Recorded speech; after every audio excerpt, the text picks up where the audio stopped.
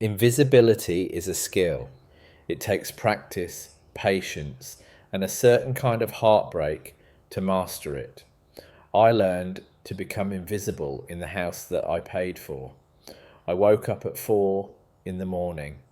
This was my safe time. The sun was not up yet, and the house was heavy with silence. This was the only time the air didn't feel thick with tension. I slipped out of my small room, the one that used to be a storage closet before David and Sarah renovated. My feet knew every creak in the floorboards. I stepped over them carefully, like a thief in the night. I wasn't a thief, though. I was just a mother. I went to the kitchen. The stainless steel appliances gleamed in the dark, cold and impersonal. I remembered the old kitchen in our farmhouse, the one with the chipped yellow tiles and the smell of yeast and vanilla. That kitchen was warm. This one felt like a laboratory. I started to make breakfast, not for myself, but for them.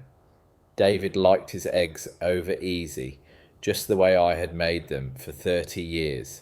Sarah drank a specific green juice that required 10 minutes of chopping kale and ginger. I did it all quietly. I did not run the blender. I used the mortar and pestle to crush the ginger so the noise wouldn't wake Sarah. My hands were stiff. The arthritis was worse when it rained, and the sky outside was a bruised purple, threatening a storm. I rubbed my knuckles, looking at the swollen joints. These hands used to be nimble. These hands used to fly across silk and velvet, stitching ball gowns for the governor's wife. Now they just chopped kale. I placed the plates on the table. I set the napkins perfectly straight. Then I retreated. That was the most important rule of my new life. Be useful, then disappear. I took my cup of instant coffee to the back porch. I sat on a plastic stool, wrapped in my old grey cardigan. The fabric was thinning at the elbows, but it smelled faintly of Henry's tobacco smoke, even after a year. It was the only armour I had left. "Henry," I whispered to the damp morning air, "I am trying. I promise you, I am trying." A year ago, when Henry died, the silence in our big farmhouse became deafening. The memories were too loud. David, my son, my only boy, had come to me with tears in his eyes. He held my hand at the funeral and said, "Mum, you shouldn't be alone. Sell the farm. Come live with us in the city. We will take care of you. We are family." I believed him. I wanted to believe him. I sold everything. The farm, the land, the tractor, the antique furniture that Henry and I had restored together. I took the check, a lifetime of sweat and savings, and I put it directly into David's bank account. It was enough to pay off their mortgage and renovate this modern 2-story house in an upscale neighbourhood. "It's our house now, Mum," David had said, beaming. But names on a deed matter. The house was in his name, and Sarah's name. I was just the guest who never left. The back door slid open. I flinched. It was David. He looked tired, his shirt was wrinkled, and his face was puffy. He didn't look like the bright-eyed boy who used to chase fireflies in the yard. He looked like a man carrying a weight he couldn't put down. "Mum," he grunted, rubbing his eyes, "you're up early." "I made breakfast," I said softly, standing up. "Your eggs are on the table. They might be getting cold." He nodded, not looking at me. He looked at his phone. "Thanks. Is Sarah up?" "Not yet." He sighed, a long, ragged sound. "Listen, Mom, about yesterday." I tightened my grip on the coffee mug. Yesterday I had forgotten to separate the whites from the colours in the laundry. One of Sarah's white blouses had turned a faint, pale pink. It was an accident. My eyes aren't what they used to be. Sarah had screamed for 20 minutes. She called me useless. She said I was doing it on purpose to ruin her professional image. It's okay, David, I said quickly. I know she's stressed. Her job is demanding. David finally looked at me. His eyes were full of guilt, but it was a weak, watery kind of guilt, the kind that doesn't lead to action. Yeah, she's under a lot of pressure. Just try to be more careful, okay? The dry cleaning bill is expensive. I know, I'm sorry. And Mom, he added, hesitating, can you stay in your room tonight? Sarah is having some colleagues over for drinks. It's a work thing. They talk about marketing and tech. It would be boring for you. I understood the code. You are embarrassing. You don't fit in. Please hide. Of course, I said, forcing a smile. I have some sewing to do anyway. He seemed relieved. He patted my shoulder, 2 quick, awkward taps, and went back inside to eat the eggs I had cooked. I stayed on the porch until my coffee was cold. I went back to my room. It was small, but it was mine. A single bed, a small dresser, and in the corner, my treasure, my sewing machine. Sean, it was an old Singer, heavy cast iron, built to last a century. Sarah had wanted to throw it out when I moved in, calling it industrial clutter. But I had begged David to keep it. It was the tool of my trade. It was how I had helped put David through college when the farm had a bad year. Today was a special day. In 2 days, it would be Lily's 7th birthday. Lily was my granddaughter. She was the only light in this house. She had David's eyes and my unruly curly hair. Sarah always tried to straighten Lily's hair, pulling it tight into severe ponytails, but the curls always fought back. I loved those curls.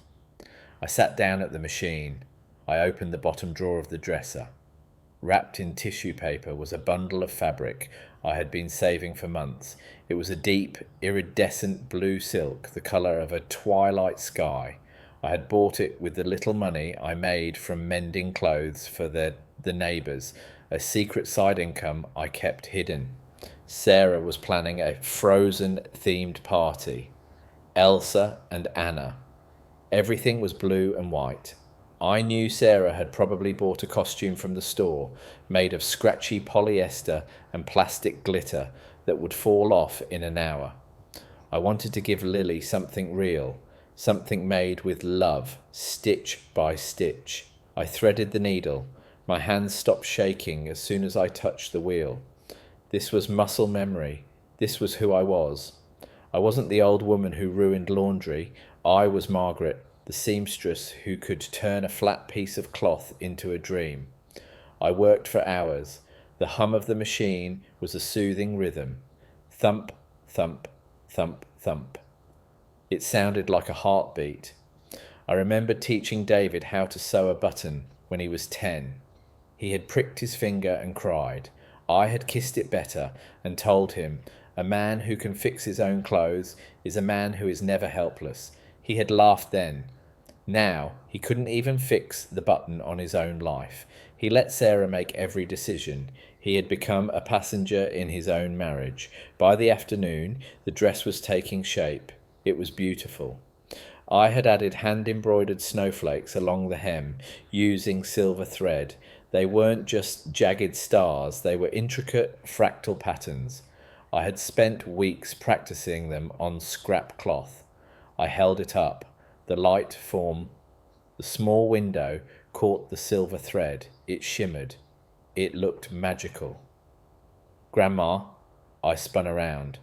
Lily was standing in the doorway, holding her favourite stuffed bear. She looked sad. Lily, sweetie, I said, quickly covering the dress with a sheet. It was a surprise. What's wrong? Why aren't you at your piano lesson? Mommy picked me up early, she whispered. She's mad. Why is she mad? Because I got mud on my shoes. My heart broke a little. A 7-year-old should be allowed to have mud on her shoes. I opened my arms and she ran into them. She smelled of strawberry shampoo and rain. It's okay, I soothed her, stroking her curls. Mud washes off. Everything washes off. Mommy says I'm messy. She says I take after you. The words hit me like a physical blow. She says I take after you. To Sarah, that was an insult. To be like Margaret was to be messy, unrefined, a burden. I pulled Lily back and looked at her. Listen to me, Lily. You are wonderful. Being messy just means you are living. Never let anyone tell you that you take up too much space. Okay? She nodded, though I wasn't sure she understood. I have a surprise for you, I whispered. For your birthday. But you have to wait. Her eyes widened. Is it a toy? Better, I winked. Now go wash your face before your mum sees you crying. She ran off, her mood instantly lifted. I turned back to the hidden dress. I stroked the silk. This dress would be my statement. It would show Sarah that I wasn't useless. It would show David that I was still capable of creating beauty. The next 2 days were a blur of preparation. The house was transformed. Professional decorators came and hung icicle lights and silver balloons. Caterers brought in trays of gourmet food, mini quiches, shrimp cocktails, things that children don't even like. It was a party for adults, disguised as a party for a child. On the morning of the party, I was assigned my duties. Margaret, Sarah said, not looking up from her clipboard. She was wearing a white pantsuit, looking sharp and terrifying. You are in charge of the trash and the dishes. As the caterers clear the plates, I want you to rinse them and stack them in the dishwasher immediately. I don't want dirty plates piling up. It looks low class. Yes, Sarah, I said. And please, she looked me up and down. I was wearing my best Sunday dress, a navy floral print. It was old but clean. Try to stay in the kitchen. We have important clients coming. David's boss is coming. I understand. Good. She turned her back on me. The party started at noon. The house filled with noise. Laughter, clinking glasses, the high-pitched screams of children. I stood by the sink, my hands in warm, soapy water, watching through the serving window. I saw David. He was holding a glass of wine, laughing too loudly at his boss's jokes. He looked nervous. Every time Sarah glanced at him, he straightened his posture. I saw Lily. She was wearing the store-bought costume. It was ill-fitting, gaping at the shoulders, and the glitter was already shedding on the floor. She looked uncomfortable. She kept scratching at the itchy neckline. I waited for the cake cutting. That was the moment. After the cake, the presents would be opened. I dried my hands. I went to my room and retrieved the box.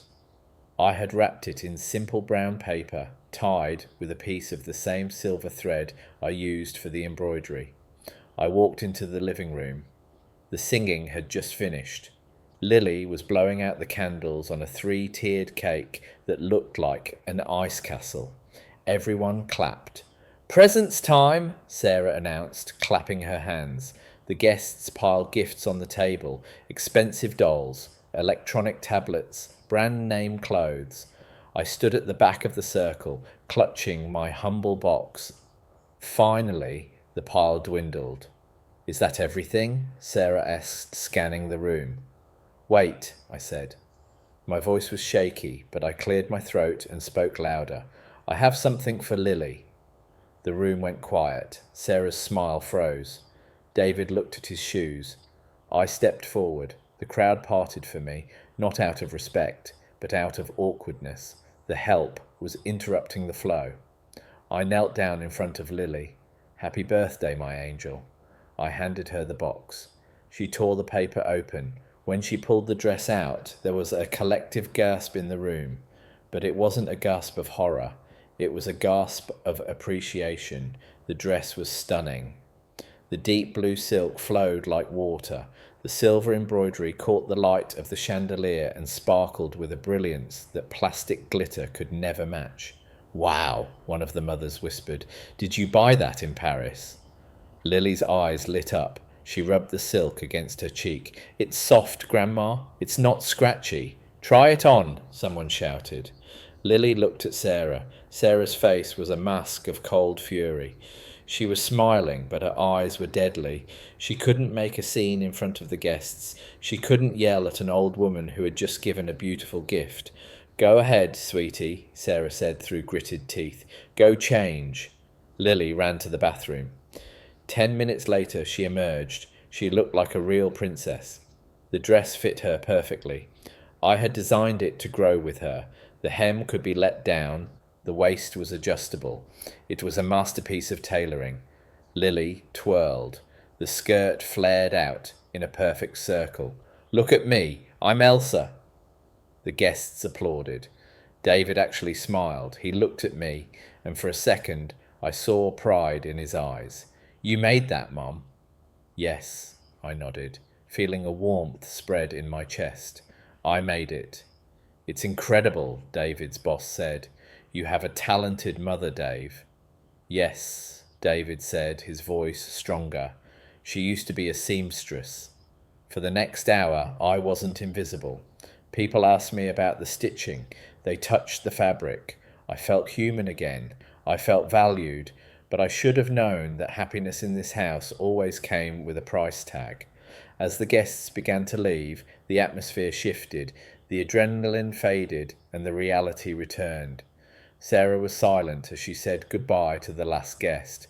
She closed the heavy oak door and locked it. The click of the lock sounded like a gunshot. She turned around. The smile was gone.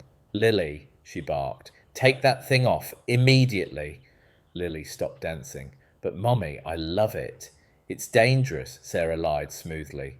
The hem is too long, you'll trip and break your neck, and the fabric is flammable. I won't have my daughter wearing a fire hazard. It's silk, Sarah, I interjected, my voice trembling. It's not flammable. It's safer than the polyester costume she was wearing. Sarah spun on me. Her eyes were wide, manic. Do not contradict me in my own house, Margaret. You embarrassed me today. Embarrassed you? I was stunned. Everyone loved it. Exactly, she hissed. You made it about you. Look at what a great grandma she is. Look at her poor, tired hands. You made us look like we don't provide enough for her. You staged a show to get pity from David's boss. That is not true, I said, looking at David for help. David, tell her. David stood by the stairs. He looked at his wife, then at me. He looked at the floor. Mum, he muttered, you should have asked Sarah first. You know she likes to coordinate the outfits. My heart sank. He was doing it again. He was rewriting reality to survive his wife's anger. Go to your room, Lily, Sarah commanded. Take it off, now. Lily started to cry, but she obeyed. She ran upstairs. I stood there, shaking. I just wanted to give her something special. You wanted to show off, Sarah spat. You think because you gave us some money for the down payment, you own this place? You think you can override my parenting? I gave you everything, I whispered. The words came out before I could stop them. I gave you my life savings. Sarah laughed. It was a dry, humourless sound. And we give you a roof over your head. We feed you. We pay your medical bills. We are even, Margaret. Actually, you owe us. Do you know how much a nursing home costs? We are saving you thousands a month. I couldn't breathe. The air in the room felt sucked out. Go to bed, Sarah said, dismissing me like a naughty child. And don't touch the dishwasher. You'll probably break the crystal. I went to my room. I lay in the dark, staring at the ceiling. I listened to the sounds of the house settling. I heard them arguing upstairs, their voices muffled. Then silence. Around midnight, I got up. I needed water. My throat was parched from holding back tears. I walked to the kitchen. I passed the mudroom, where the trash cans were kept before being taken out to the curb. The lid of the main bin was slightly open. Something blue caught my eye. I froze. My blood ran cold. I walked over and lifted the lid. There, resting on top of coffee grounds, wet paper towels, and the remains of the shrimp cocktail, was the dress. It wasn't just thrown away, it had been destroyed. The bodice was ripped. The delicate silver embroidery I had spent weeks perfecting was snagged and torn, likely by a pair of scissors. Sarah hadn't just taken it off Lily. She had murdered it. I reached in, my hand shook violently. I pulled the dress out. The silk was stained with grease. It smelled of garbage. I held it to my chest. I didn't cry. The pain was too deep for tears. It was a dull, heavy ache in the centre of my chest. This wasn't just a dress. This was my love. This was my dignity. And my son, my David, had watched her do it. Or, worse, he had done nothing to stop it. I carried the ruined dress to the laundry sink. I turned on the water, letting it run cold. I started to scrub the stains gently, methodically. Wash. Rinse. Repeat. I would clean it. I would fix it. Not for Lily to wear. She would never be allowed to wear it again. But for me, because I refused to let them turn something beautiful into trash. As I stood there in the dark, scrubbing the silk, something inside me shifted. The hope I had been holding on to, the hope that we were a family, that things would get better, began to dissolve. It swirled down the drain with the dirty water. I wasn't a family member here. I was a nuisance. And a nuisance can be removed. I didn't know it then, but this was the beginning of the end, the first crack in the dam. The water was rising, and soon it would sweep me away. The days after the birthday party were filled with a heavy, suffocating silence. It was a cold war, and I was the losing side. I kept the ruined dress in the bottom drawer, hidden beneath my winter socks. Sometimes, when they were out, I would take it out and run my fingers over the torn silk. It was a reminder, it was a warning. I tried to be even smaller. I spent more time in my room. I stopped eating dinner with them, claiming I had a stomachache or a headache. I would eat a piece of toast in my room, listening to the clatter of silverware downstairs, listening to the family life that I was paying for but not allowed to participate in. 3 weeks later, the storm broke. It was a Tuesday. Sarah was frantic. She had a charity gala to attend that evening.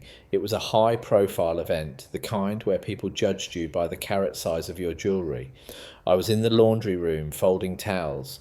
The smell of lavender detergent usually calmed me, but today the air in the house was electric with stress. "Where is it?" Sarah's voice shrieked from the master bedroom upstairs. "David, where is it?" I heard drawers being ripped open and slammed shut. I heard the sound of things being thrown. David ran upstairs. "What's wrong, honey?" "My ring!" Sarah screamed. "The eternity band, the one you gave me for our 5th anniversary. It's gone." I froze. That ring was worth more than the farmhouse I had sold. It was platinum, encrusted with 3 rows of flawless diamonds. Sarah took it off every night and put it in a ceramic dish on her vanity. She was obsessive about it. "Calm down," David said, his voice soothing but anxious. "Maybe it fell behind the dresser. Maybe you left it in the bathroom." "I didn't," she yelled. "I put it in the dish last night. I remember distinctly. I took it off after I applied my hand cream. It was there this morning, and now it's gone." The footsteps thundered above my head. They were tearing the room apart. My stomach churned. John, I knew with a sinking dread where this was going. When things went missing in this house, there was only one suspect, the person who didn't belong. I stayed in the laundry room, hoping they would find it. Please let it be in the bathroom. Please let it be in her pocket. 10 minutes later, the footsteps came down the stairs. They were heavy, purposeful. "Margaret!" Sarah's voice was sharp, like a whip. I walked out into the hallway. Sarah was standing at the bottom of the stairs, her face flushed red, her hair half done. David stood behind her, looking pale. He wouldn't meet my eyes. "Yes, Sarah?" I asked, keeping my voice steady. "Where is it?" She marched up to me, invading my personal space. She smelled of expensive perfume and rage. Where is what? Don't play dumb, she spat. My diamond ring. I know you were in our room today. I wasn't, I said, shaking my head. I haven't been upstairs all day. I've been cleaning the kitchen and doing laundry down here. Liar! She pointed a manicured finger at my face. You went up to put the clean sheets away. I saw the stack of linen was gone. I left the sheets on the landing, I explained calmly. I didn't go into the bedroom because I knew you were getting ready. You are lying, she hissed. You've been jealous of me since the day I married David. You think I spend too much of your money. You think I don't deserve it. So you took it. Did you want to sell it? Did you want to buy more fabric for your ridiculous sewing projects? Sarah, stop, I said, my voice hardening. I have never stolen a penny in my life. I gave you my entire inheritance. Why would I steal a ring? Because you're bitter, she screamed. And you're broke. You have no income. Maybe you wanted to buy a ticket out of here. Well, you don't need a ticket. You can just leave. David, I turned to my son. He was leaning against the banister, rubbing his temples. David, please. You know me. You know I didn't do this. David looked up. His eyes were tormented. He was caught between the woman he slept with and the woman who gave him life. And David, my sweet, soft David, was a coward. Mum, he began, his voice cracking. It's a very expensive ring. If you borrowed it, just give it back. We won't be mad. Just give it back. The room spun. My knees felt weak. Borrowed it? I whispered. You think I'm a thief? After everything? It's not about that, David stammered. It's just Sarah is sure she left it on the vanity, and you're the only other person in the house. I am your mother, I shouted. The sound shocked us all. I never shouted. I wiped your bottom. I fed you. I worked 18 hours a day on a farm to pay for your college tuition, and you think I would steal jewellery? People change when they get old, Sarah interjected coldly. Maybe you're going senile.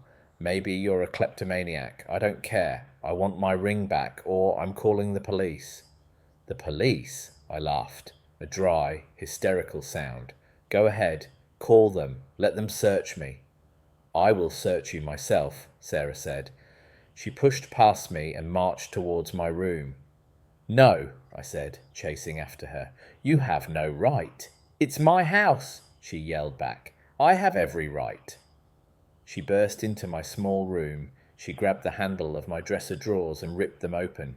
My clothes, my underwear, my carefully folded scarves flew into the air. She was like a tornado. She grabbed the box with the ruined blue dress. She shook it. The dress fell out, a sad crumpled heap of blue silk. She stepped on it without looking. She grabbed my mattress and flipped it. She shook my pillows. She opened my sewing kit and dumped the buttons and needles onto the floor. Stop it, I cried, trying to grab her arm. Stop it. You're destroying everything. David stood in the doorway, watching. He didn't move. He didn't say a word. He just watched his wife desecrate his mother's sanctuary. It's not here, Sarah panted, throwing my Bible onto the floor. Where did you hide it? Did you bury it in the garden? I didn't take it. I was sobbing now, standing amidst the wreckage of my room. My sewing machine was the only thing untouched, dancing like a silent witness in the corner. Sarah turned to David. Her eyes were full of tears now. Fake, manipulative tears. David, she sobbed, I don't feel safe. I can't live like this. I can't live with a thief. I can't raise Lily in a house where she might be robbed by her own grandmother. This was the ultimatum. It hung in the air, heavy and poisonous. It's her or me. David looked at Sarah. He saw her distress. He saw the threat. If he didn't side with her, his marriage would be miserable. Sarah would make his life a living hell. He looked at me. He saw an old woman with messy hair standing in a mess of clothes. He saw a burden. He saw the past. He made his choice. He walked over to Sarah and put his arm around her. "It's okay, honey. It's okay." Then he looked at me. His face hardened. He put on the mask of the head of the household, a mask that didn't fit him. "Mom," he said. The words sounded foreign in his mouth. "This isn't working." I wiped my tears. "What isn't working, David?" "Us living together," he said. "We tried, but it's too much strain on Sarah, and the trust is gone." "The trust is gone because she is paranoid," I said firmly. "Not because of anything I did." "It doesn't matter," David said, his voice rising. "She is my wife. She is the mother of my child. Her comfort comes first." He took a deep breath, preparing to deliver the blow. "I think you need to leave, Mom." The world stopped. The clock on the wall seemed to pause. "Leave?" I repeated. "Go where? I sold my house. I have nowhere to go." "You can find a place," David said quickly, avoiding the reality of my situation. You have your pension. It's small, but you can find a room somewhere, maybe a senior living facility." "A facility?" I looked at him with horror. "I am 62. I am healthy. I gave you $200,000, David. That was my retirement plan. You were my retirement plan." "We can't pay you back right now," Sarah cut in sharply. "The money is tied up in the house equity. We can't liquidate it. You'll have to manage." "So you are kicking me out? Penniless?" "We are not kicking you out," David said, trying to soften the cruelty. "We are just asking for space. We need to be a nuclear family, just the three of us."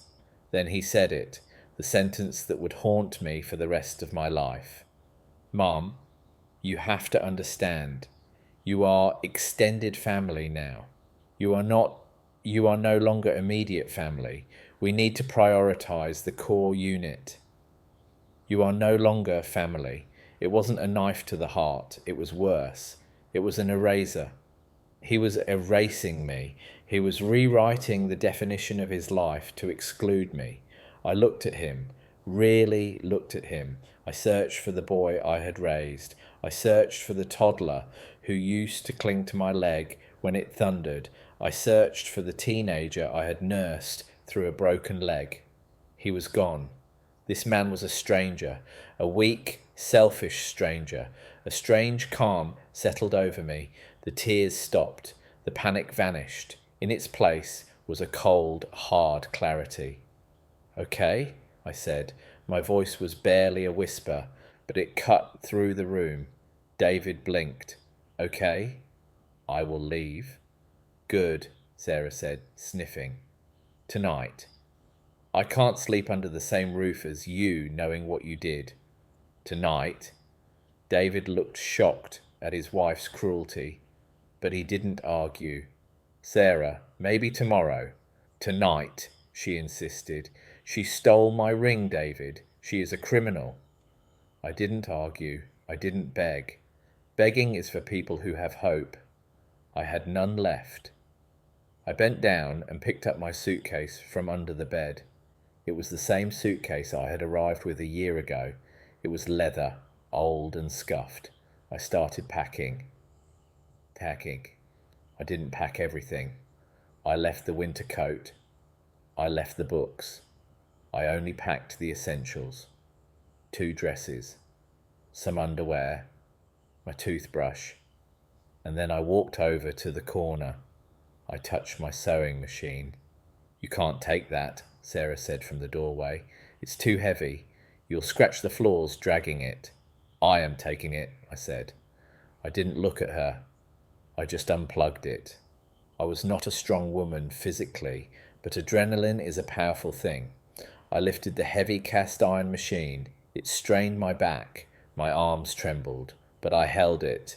It was my livelihood. It was my soul. I would not leave it behind. I put the machine in the bottom of a sturdy canvas tote bag I used for groceries. I slung the bag over my shoulder. It weighed a ton. Then I grabbed my suitcase.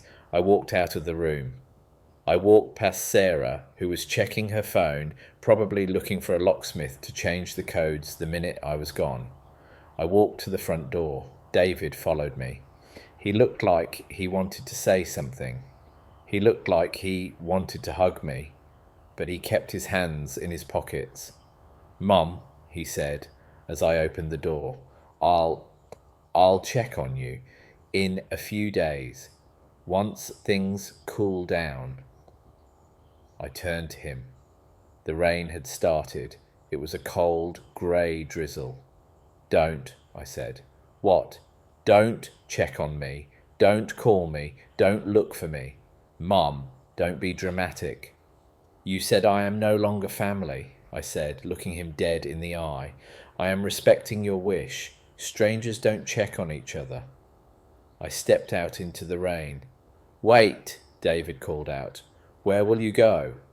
I didn't answer. I walked down the driveway. I walked past the manicured lawn I had paid for.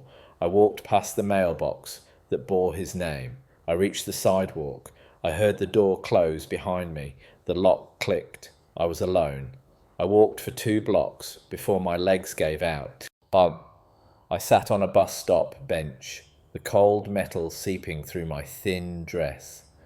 I put the heavy sewing machine down on the wet pavement. I sat there watching the cars go by. I had $40 in my purse. I had no home. I had no son. My phone buzzed in my pocket. A text message from David. "Mom." Sarah just found the ring. It was in her gym bag. Side pocket. She forgot she put it there. "We are sorry. But maybe this is for the best. We still need the space. Take care." I stared at the screen. The rain fell on the glass, blurring the words. It was in her gym bag. I didn't scream. I didn't throw the phone. I just laughed. A quiet, broken laugh that sounded like dry leaves crumbling. They knew I was innocent, and they still didn't open the door. The ring was just the excuse. They had wanted me gone for a long time. I was just too blind to see it. I deleted the message. Then I blocked the number. I looked at my sewing machine. The rain was dripping onto the cover. "It's just us now," I whispered to the machine. "Just you and me." A bus approached. I didn't know where it was going, but I stood up. I lifted my burden. I stepped onto the bus, leaving the neighbourhood, leaving the life I thought I had, and riding into the dark, unknown city. Act 2. Part 1. The city changes when you cross the river. The manicured lawns and silent, tree-lined streets of the suburbs fade away. They are replaced by cracked pavement, flickering neon signs, and the restless energy of people who are just trying to survive the night. I got off the bus at the terminal. It was 2:00 a.m. The rain had stopped, but the air was thick with the smell of exhaust fumes and stale frying oil. I stood on the curb, clutching the handle of my tote bag. The strap dug into my shoulder. The cast-iron Singer machine inside felt like it weighed 100 pounds. It was a physical anchor, pulling me down, but it was also the only thing keeping me from floating away into nothingness. I needed a place to sleep. I had $40. In David's neighbourhood, $40 was 2 glasses of wine. Here, it had to be a roof. I walked. I kept my head down, avoiding eye contact with the shadows that moved in the alleyways. I found a place called the Blue Haven. The neon sign was missing the H, so it just read the Blue Haven.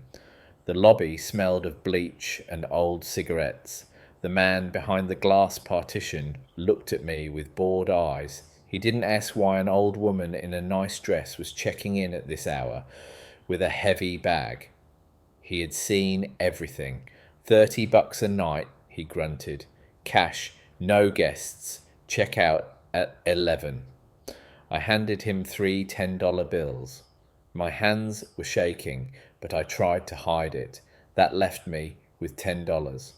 Room 204. He slid a key across the counter. Don't lose it. $5 replacement fee. The room was small.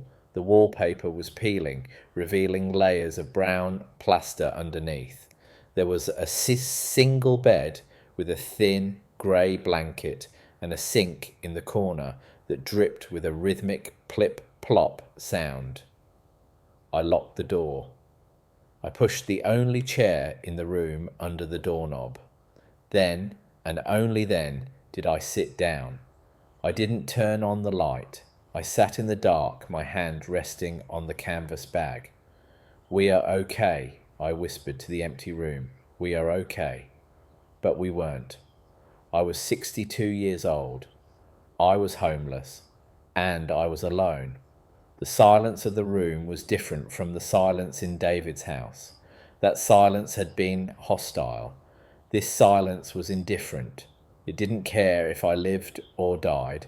I didn't sleep that night. I lay on top of the covers, fully dressed, clutching my purse. I listened to the sirens outside. I listened to the couple arguing in the next room. I thought about Lily.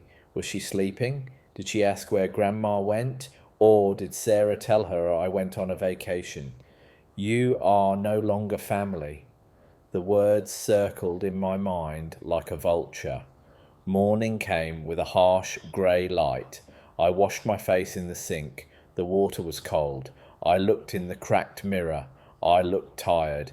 The circles under my eyes were dark purple, but my eyes were dry.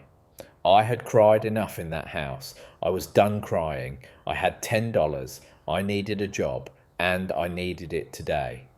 I left the sewing machine in the room. I hid it under the bed, praying the maid, if there was a maid, wouldn't steal it. I walked out into the daylight. The neighbourhood was waking up. Metal shutters were rolling up on storefronts. The air smelled of baking bread and garbage. I went to a diner first. There was a help wanted sign in the window. I walked in. The manager was a young man with a headset. He looked me up and down. "I'm looking for work," I said. "I can wash dishes. I can bus tables. I'm very clean." He laughed. It wasn't a mean laugh, just a dismissive one. "Lady, this is a fast-paced environment. You have to be on your feet for 10 hours. You have to carry heavy trays. No offence, but you're a liability. If you slip and break a hip, my insurance goes up." "I am strong," I insisted. "I worked on a farm for 40 years. "Sorry," he turned away. "Try the library. Maybe they need someone to shush people." I walked out. I tried a grocery store. They said I needed to fill out an application online. I didn't have a computer. I tried a flower shop. The owner said she wanted someone young and trendy to attract customers. By noon, my feet were throbbing. The heels of my church shoes were not made for miles of concrete. I bought a steamed bun from a street vendor for $2. It was hot and soft. I ate it slowly, savouring every bite. I sat on a park bench, watching pigeons fight over a crumb. "I am like you now," I told the pigeons. I had $8 left. I walked past a pawn shop. I stopped. I looked at the window filled with guitars, power tools, and jewellery. I touched my wedding ring. It was a simple gold band. Henry had put it on my finger 40 years ago. It wasn't worth much, maybe $50 for the gold weight, but it was the last piece of Henry I had. I walked away. I would starve before I sold that ring. The afternoon sun was hot. I was dehydrated. I felt dizzy. I turned a corner onto a street lined with small, cluttered shops, repair shops, discount stores, herbal medicine clinics. Then I saw it. A small, dusty storefront. The sign above the door was faded yellow plastic, Hung's Tailor and Dry Cleaning. In the window, there were mannequins wearing clothes from the 1990s. Dust motes danced in the light. I didn't go in to ask for a job. I knew the answer would be no. I went in because I saw a woman shouting inside, and I was curious. I pushed the door open. A bell chimed. The shop was cramped. Racks of clothes wrapped in plastic crowded the floor. Behind the counter stood an Asian man, maybe in his late 60s. He had wild grey hair and glasses that slid down his nose. He looked harassed. A woman in a business suit was slamming her hand on the counter. "You ruined it," she yelled out. "This is a Dolce & Gabbana blazer. The lining is ripped. I brought it here for a cleaning, not a massacre." "Lady, listen," the man, presumably Mr. Hung, said in broken English. He looked stressed. "Jacket old, lining very thin, machine shake it rip. Silk is old, not my fault." "I don't care," she screamed. "Fix it, or I'm suing you." "I cannot fix," Mr. Hung threw his hands up. "Silk shattered, too fragile to stitch, needle make big hole." "Then pay me for it. It cost $2,000. Mr. Hung looked like he was about to have a heart attack. He wiped sweat from his forehead. "I now have $2,000. I stepped forward. I didn't think about it. It was instinct. I couldn't stand to see fabric or a human being in distress. "Excuse me," I said. They both turned to look at me. The woman looked annoyed at the interruption. Mr. Hung looked relieved to have a distraction. "Let me see the jacket," I said. "Who are you?" the woman snapped. "I am a seamstress," I said, my voice calm and authoritative. It was the first time I had said those words in a year. "Let me see it." The woman hesitated, then shoved the blazer at me. I examined the lining. Mr. Hung was right. The silk was shattered, aged and brittle. You couldn't just stitch it back together. The thread would just pull through the rotting fabric. "Well?" The woman tapped her foot. "Can you sew it?" "No," I said. "You can't sew this." "See?" Mr. Hung yelled. "I tell you." "But," I raised a finger, "I can replace it. Not with the same silk. You won't find a match for this vintage print. But I can act like it was a design choice. Do you have any high-quality satin?" I asked Mr. Hung. He blinked. "I have. Maybe some red lining fabric in back." "Good quality." "Red," I nodded. "A bold contrast, like a Louboutin shoe. Black blazer, red lining. It will look custom. It will look more expensive than the original."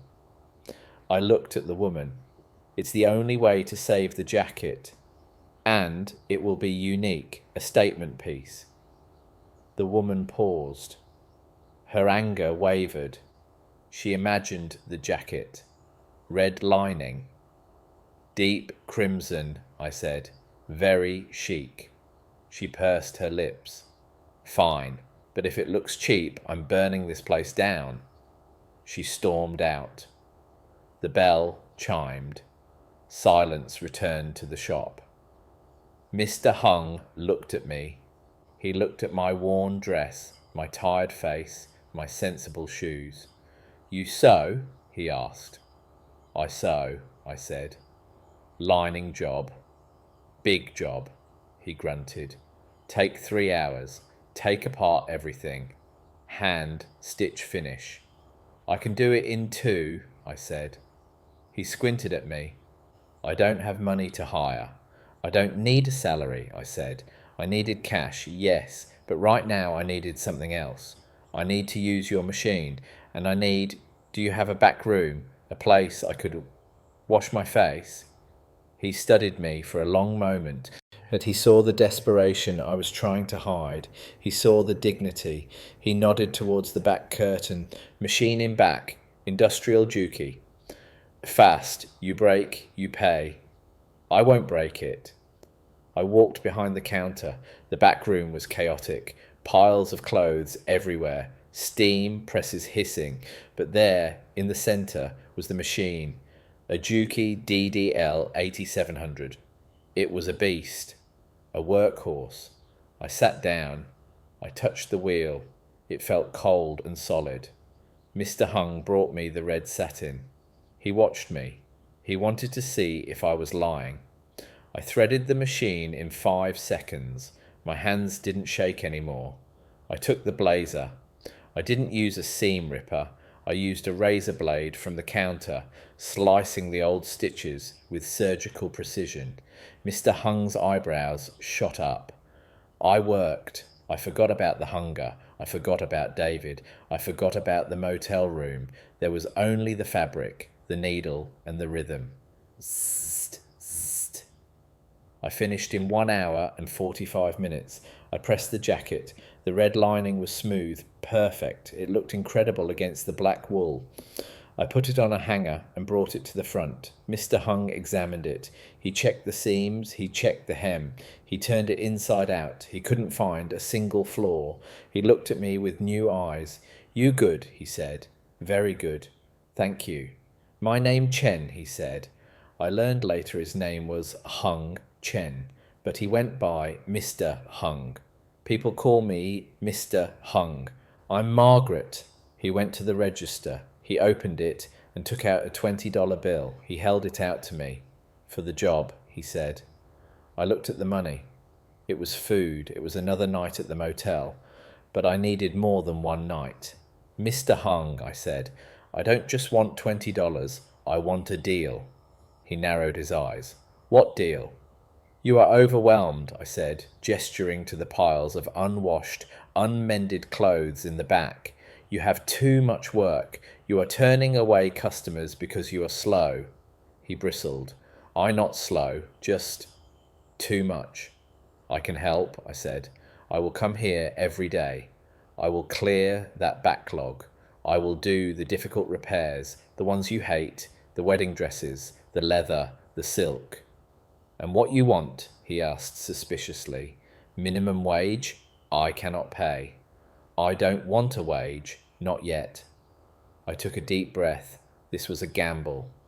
"I want 40% of every repair ticket I complete. Only the repairs. You keep the dry cleaning money. You keep the overhead. I just get a cut of what I fix." He did the math in his head. If I fixed nothing, he paid nothing. If I fixed a lot, he made money he wouldn't have made otherwise. "And," I added, "I need a place to store my machine. I have a Singer. Cast iron. I can't carry it around." He looked at the backlog of clothes. He looked at the red-lined jacket. 30%, he counted. 35, I said. He paused. Then a small, crooked smile appeared on his face. He extended a calloused hand. 35. Start tomorrow. 8 a.m. I shook his hand. It was rough and warm. Deal. I took the $20. I walked out of the shop. The air didn't smell like garbage anymore. It smelled like opportunity. I went to a nearby deli and bought a real meal, a turkey sandwich and a bottle of juice. I ate it sitting on the curb, watching the sunset reflect off the dirty windows of the city. I had a job. I had a place to go tomorrow. I went back to the motel. I paid for another night. I had $2 left. That night, I dragged my sewing machine out from under the bed. I cleaned it with a damp tissue. "We found a home," I whispered to it. "It's not a palace, but it's a start." I lay in the dark. My body ached, but my mind was racing. I thought about the red lining, the way the woman's face would change when she saw it. I had taken something broken and made it better than new. I wondered if I could do the same for myself. I closed my eyes. For the first time in weeks, I didn't dream of the farm. I dreamed of red satin. But survival is never a straight line. The next morning, I arrived at Mr. Hung's shop at 7:55 a.m., ready to work. The gate was down, locked. I waited. 8 o'clock passed. 8:15. 8:30. Panic started to rise in my throat. Had he tricked me? Was this a joke? Then a police car drove by slowly. The officer looked at me standing there with my bag. I realized how I looked. A homeless woman loitering. "Move along, ma'am," the officer said over the loudspeaker. "I work here," I shouted back, clutching my bag. "Shop's closed," he said. "Owner is in the hospital. Heart attack last night. Move along." My knees buckled. Mr. Hung, the stress, the sweat on his forehead yesterday. He was in the hospital. The shop was closed. My deal was gone. I stood on the sidewalk, the noise of the city rushing around me. I had $2. I had nowhere to go. And the only person who had given me a chance was likely dying. I looked at the metal shutter. I could walk away. I could try the diner again. But I remembered the piles of clothes inside, the customers who would be coming, the business that would die if he didn't come back. I looked around. The alleyway next to the shop was narrow and filled with trash cans, but there was a small window near the top, probably for ventilation in the bathroom. I was 62. I was a grandmother. I was a law-abiding citizen. I dragged a plastic crate over to the wall. I climbed up. My joints screamed in protest. I wasn't going to steal. I was going to work. If the owner was down, the shop had to stay open, for him and for me. I pushed the window. It was unlocked. I took a deep breath and I squeezed through. I landed on the bathroom floor of the shop with a hard thud. My hips screamed in protest, but I didn't have time to hurt. The shop smelled of stale steam and damp wool. It was dark, illuminated only by the slivers of daylight slicing through the metal shutters. I stood up and brushed the dust off my dress. I was breaking and entering. Technically, I was a criminal. But as I walked into the main room and saw the mountain of unfinished work, suits needed for funerals, dresses needed for weddings, uniforms needed for jobs, I knew I was doing the right thing. I found the switch for the electric shutter. I pressed it. With a groan of rusty gears, the metal gate rolled up, flooding the shop with morning light. I unlocked the front door. A line of 3 people was already waiting. They looked confused. They expected Mr. Hung. Instead, they saw a 62-year-old woman with messy hair and a look of fierce determination. "Where is the old man?" a construction worker asked, holding a torn safety vest. "Mr. Hung is indisposed," I said, smoothing my skirt. "I am managing the shop today. Please, come in." I took my place behind the counter. I didn't know the pricing system. I didn't know where the receipts were kept, but I knew clothes. For the next 10 hours, I didn't sit down. I assessed damages. I pinned hems. I took measurements. When customers asked about the price, I looked at the garment, estimated the time, and gave them a number. If they argued, I simply handed the garment back. "Then you can fix it yourself." They always paid. By 6 p.m, my back was on fire. I had processed 40 orders. I had fixed the easy ones on Mr. Hung's industrial machine. Zippers, buttons, patches. The cash register was full. I closed the shop. I didn't go back to the motel. I couldn't afford to lose this sanctuary. I cleared a space in the back storage room, moving piles of old fabric rolls to create a small nook. I made a bed out of clean, unclaimed blankets. I retrieved my sewing machine from the motel the next morning before checkout time and brought it here. This became my home. 2 days later, I found out which hospital Mr. Hung was in. I took a bus there during my lunch break. He looked small in the hospital bed, connected to beeping machines. When he saw me, his eyes widened. "Shop?" he rasped. "Closed?" "Open," I said, pulling a chair up. "Business is good." I reached into my purse and pulled out a thick envelope. "Here is the revenue from the last 3 days. I took out $20 for food. The rest is yours." He opened the envelope. His hands shook as he counted the cash. It was more than he usually made in a week. He looked at me, tears forming in the corners of his tired eyes. "Why," he whispered, "you could steal. Run away." "I told you," I said, patting his hand. "I needed a deal." "We have a deal." I explained my plan. I would run the shop until he recovered. I would sleep in the back to save money and guard the inventory. I would take my 35% commission and deposit the rest into his bank account every Friday. He squeezed my hand. "You are not seamstress," he said weakly. "You are Angel." "I am just Margaret," I said. "Now give me the spare keys. Climbing through the window is hard on my knees." Over the next 3 months, the shop changed. I cleaned the windows until they sparkled. I rearranged the mannequins, dressing them in vintage pieces I had restored. I put a jar of fresh wildflowers on the counter, but the biggest change was the reputation. Word spread through the neighborhood about the magician of 4th Street. I didn't just mend clothes, I resurrected them. A young girl came in with a pair of designer jeans she had ripped falling off a bike. She was crying because they cost her a month's salary. "Don't cry," I told her. I didn't patch the hole. I used Japanese sashiko embroidery, visible mending. I stitched geometric patterns over the tear in white thread, turning the damage into art.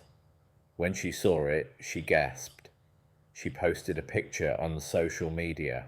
The next day, 5 more girls came in wanting the Margaret special. I started charging more for these custom fixes. I called it upcycling. Mr. Hung, who was now recovering at home but too weak to work, watched the bank deposits grow with disbelief. I was making money. Real money. I bought a better mattress for the back room.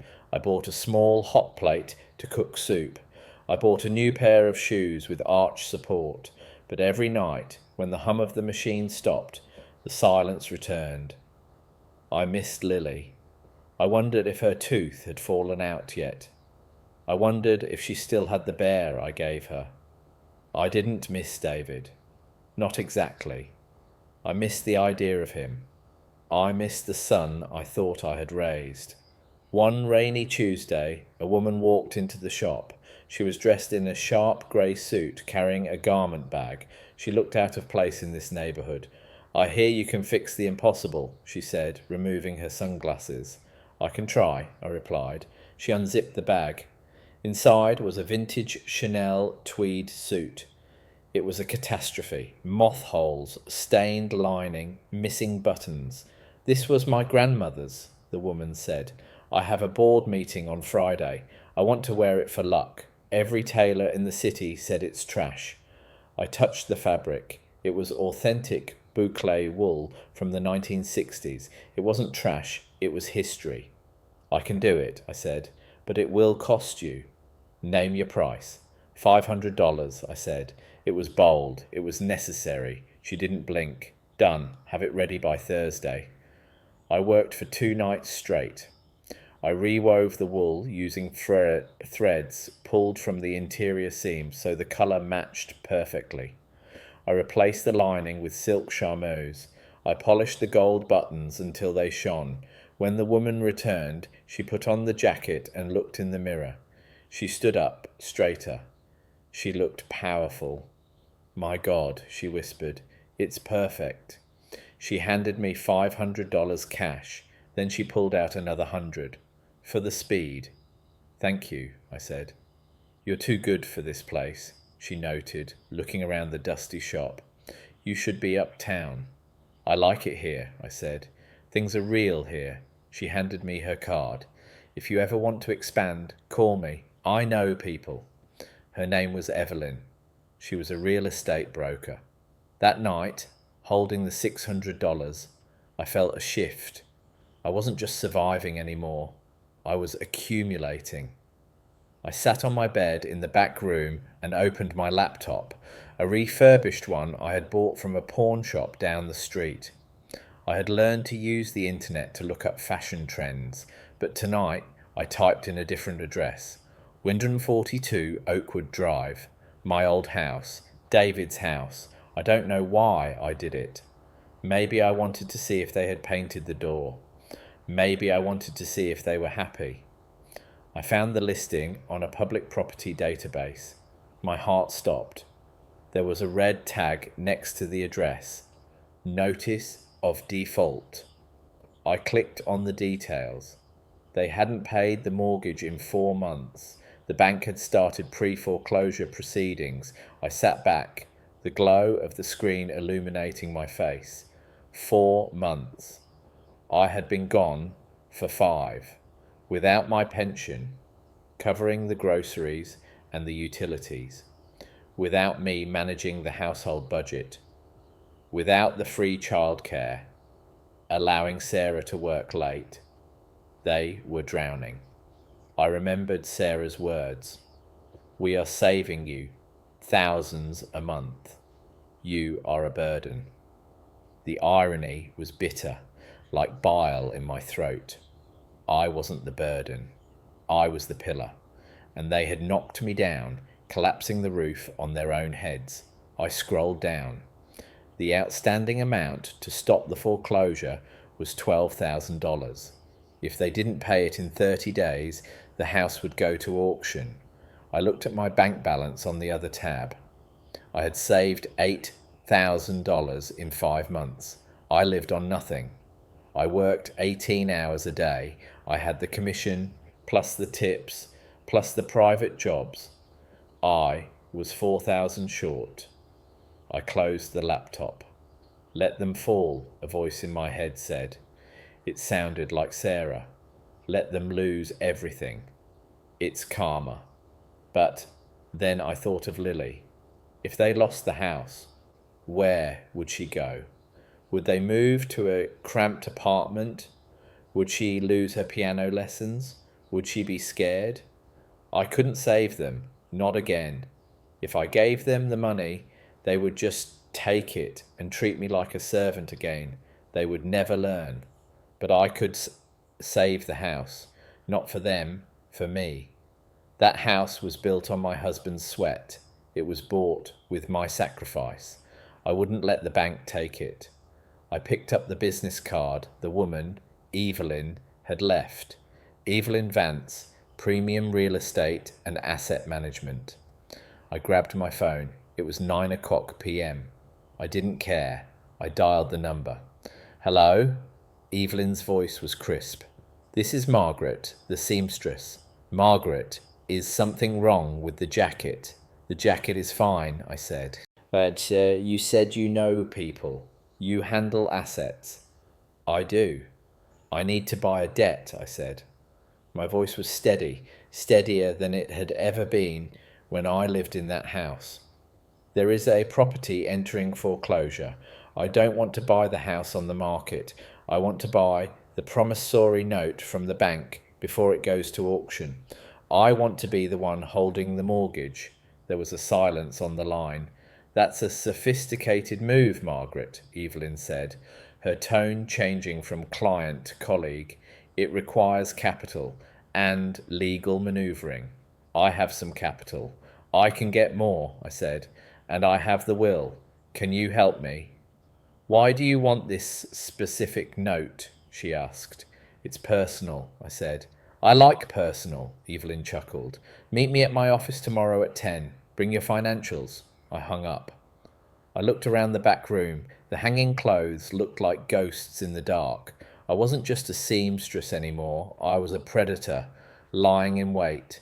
The next morning, I told Mr. Hung I had a doctor's appointment. I put on my best dress, a charcoal grey sheath I had made for myself from leftover fabric. I looked professional. I looked like a woman of business. Evelyn's office was glass and steel. She listened to my story. She didn't pity me. She looked at me with respect. The bank will likely sell the non-performing note for 60 or 70 cents on the dollar, Evelyn explained, tapping her pen. They want to get it off their books. The total debt is $300,000, but the arrears, the immediate problem, is $12,000. I don't want to forgive the debt, I said clearly. I want to own it. I want the legal right to foreclose if they don't pay. You want to be their landlord? No, I said. I want to be their fate. Evelyn smiled. It was a shark's smile. I can structure a deal. We form an LLC. The LLC buys the debt. Your name doesn't appear anywhere until you want it to. Perfect. But Margaret, she warned, you need about $20,000 cash to secure the down payment on the note purchase. You have 8. I will get the rest, I promised. How? You have 30 days. I have hands, I said, holding them up, and I have a plan. I went back to the shop. I was possessed. I put a sign in the window. Rush orders accepted. 24-hour turnaround, double fee. I contacted the local bridal boutiques. I told them I would handle their emergency alterations, the brides who gained weight, the zippers that broke the day before the wedding. I charged a premium. I worked until my fingers bled. Literally. I wrapped them in tape and kept stitching. I slept 4 hours a night. I ate instant noodles. I became a machine. Mr. Hung tried to stop me. Margaret, you die, he warned. Too much work. I am not dying, Hung, I said, feeding fabric through the Juki at top speed. I am hunting. 3 weeks passed. I had raised $6,000. I was still short. Then the miracle happened. Or maybe it was the tragedy I needed. It was raining again. The shop bell rang. A man walked in. He was soaking wet. He wasn't a customer. He was a courier. Package for Margaret. Miller. He read the label uncertainly. I froze. I hadn't used my last name here. That's me. He handed me a large flat envelope. It was from a law firm. I opened it. It was a letter from the executor of an estate. My Aunt Clara. She had died in Ohio. I hadn't seen her in 20 years. Dear Margaret, Clara always spoke of your kindness. She left you her collection of vintage jewellery and a small savings bond. Enclosed was a cheque for $7,000. I stared at the cheque. It wasn't a fortune, but combined with my savings, it was $21,000. It was enough. I closed my eyes and whispered a thank you to Aunt Clara, the woman who had taught me how to thread a needle 50 years ago. I called Evelyn. I have the money. Excellent, Evelyn said. I'll draw up the papers. By next week, the Blue Thread LLC will be the holder of the mortgage for 142 Oakwood Drive. Blue Thread, I smiled. I like that. 2 days later, I signed the papers. I transferred the money. My bank account was empty again. I was back to zero. But I held a piece of paper that gave me power over the people who had discarded me. I went back to work. I stitched a tear in a velvet jacket. As I worked, I wondered what was happening at 142 Oakwood Drive. Meanwhile, across the river, narrated from Margaret's deduction/imagination, the atmosphere in my old house must have been poisonous. David would be sitting at the kitchen table, staring at the foreclosure notice. Sarah would be screaming, "Do something, David. Call your mother. Beg her for money." "I can't find her, Sarah. I called her phone. It's disconnected. I went to the old farm neighbours. Nobody knows where she is. She did this on purpose," Sarah would cry, throwing a vase. "Okay, she's hiding to punish us." They were selling furniture now. The expensive Italian sofa was on Craigslist. The jewellery, the ring that started it all, was probably already pawned to pay the minimum on the credit cards. They were learning that lifestyle is expensive, but dignity is priceless. They were alone. Their friends from the parties. They stopped calling when David couldn't pay for the drinks. The boss? He fired David last week for poor performance and lack of focus. They were spiralling, and they had no safety net because they had cut the net themselves. Back in the shop, I finished the velvet jacket. I hung it up. I walked to the window and looked out at the rain. "Soon," I whispered. The purchase of the debt went through. The bank sent a notification to David. "Your mortgage has been sold to Blue Thread LLC. All future payments and communications must be directed to the new lien holder." They wouldn't know who Blue Thread LLC was. They would just think it was another faceless corporation, but Blue Thread LLC was watching. I checked the account daily. The payment due date came. No payment. 5 days later. No payment. I picked up the phone and called Evelyn. They missed the payment, I said. Do you want to send a late notice? Evelyn asked. No, I said. Send the notice of acceleration. Demand the full balance. Margaret, Evelyn paused. That's aggressive. That will force them out. They forced me out with one suitcase, I said. Send it. Okay, it's done. I hung up. My hand was shaking, not from fear, from the terrible weight of justice. I wasn't doing this for revenge. Revenge is petty. I was doing this for catharsis. I needed them to understand what it meant to have nothing. Only when they had nothing would they be able to understand the value of something. The trap was set. Now I just had to wait for the rain to drive them to my door. And it rained. It rained for weeks. The city was grey and weeping. The timeline was moving faster now. David and Sarah were evicted. The legal process moved swiftly because they didn't have a lawyer to fight it. They were out.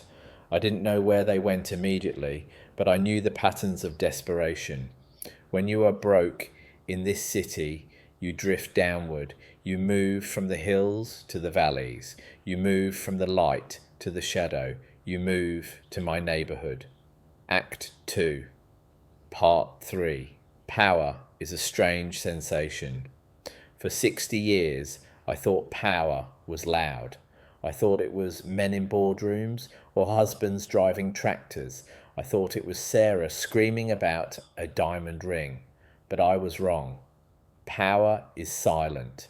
Power is a piece of paper in a safe deposit box that says you own the debt of your enemies. Power is sitting in a dusty shop, drinking cheap tea, knowing you hold the strings. It had been 6 months since I left. The Blue Thread LLC now officially owned the mortgage of 142 Oakwood Drive. Evelyn, my broker and new friend, handled the dirty work. She told me the house had been vacated. David and Sarah had left in the middle of the night to avoid the shame of the sheriff locking the door. They left the house a mess, Evelyn said. Garbage on the floors, holes in the drywall where pictures had been ripped down. It sounded like a tantrum frozen in time. I told Evelyn to clean it up, paint it, and rent it out. I couldn't bear to sell it yet. It was still my husband's legacy, even if it had been tainted. But the question haunted me. Where did they go? I didn't have to wait long for the answer. The universe has a cruel sense of humour, and gravity pulls everything to the bottom. It was a Tuesday afternoon. The shop was busy. I was working on a lace veil for a bride who was crying because her cat had clawed it. I can fix it, I soothed her, my magnifying glass positioned over the delicate netting.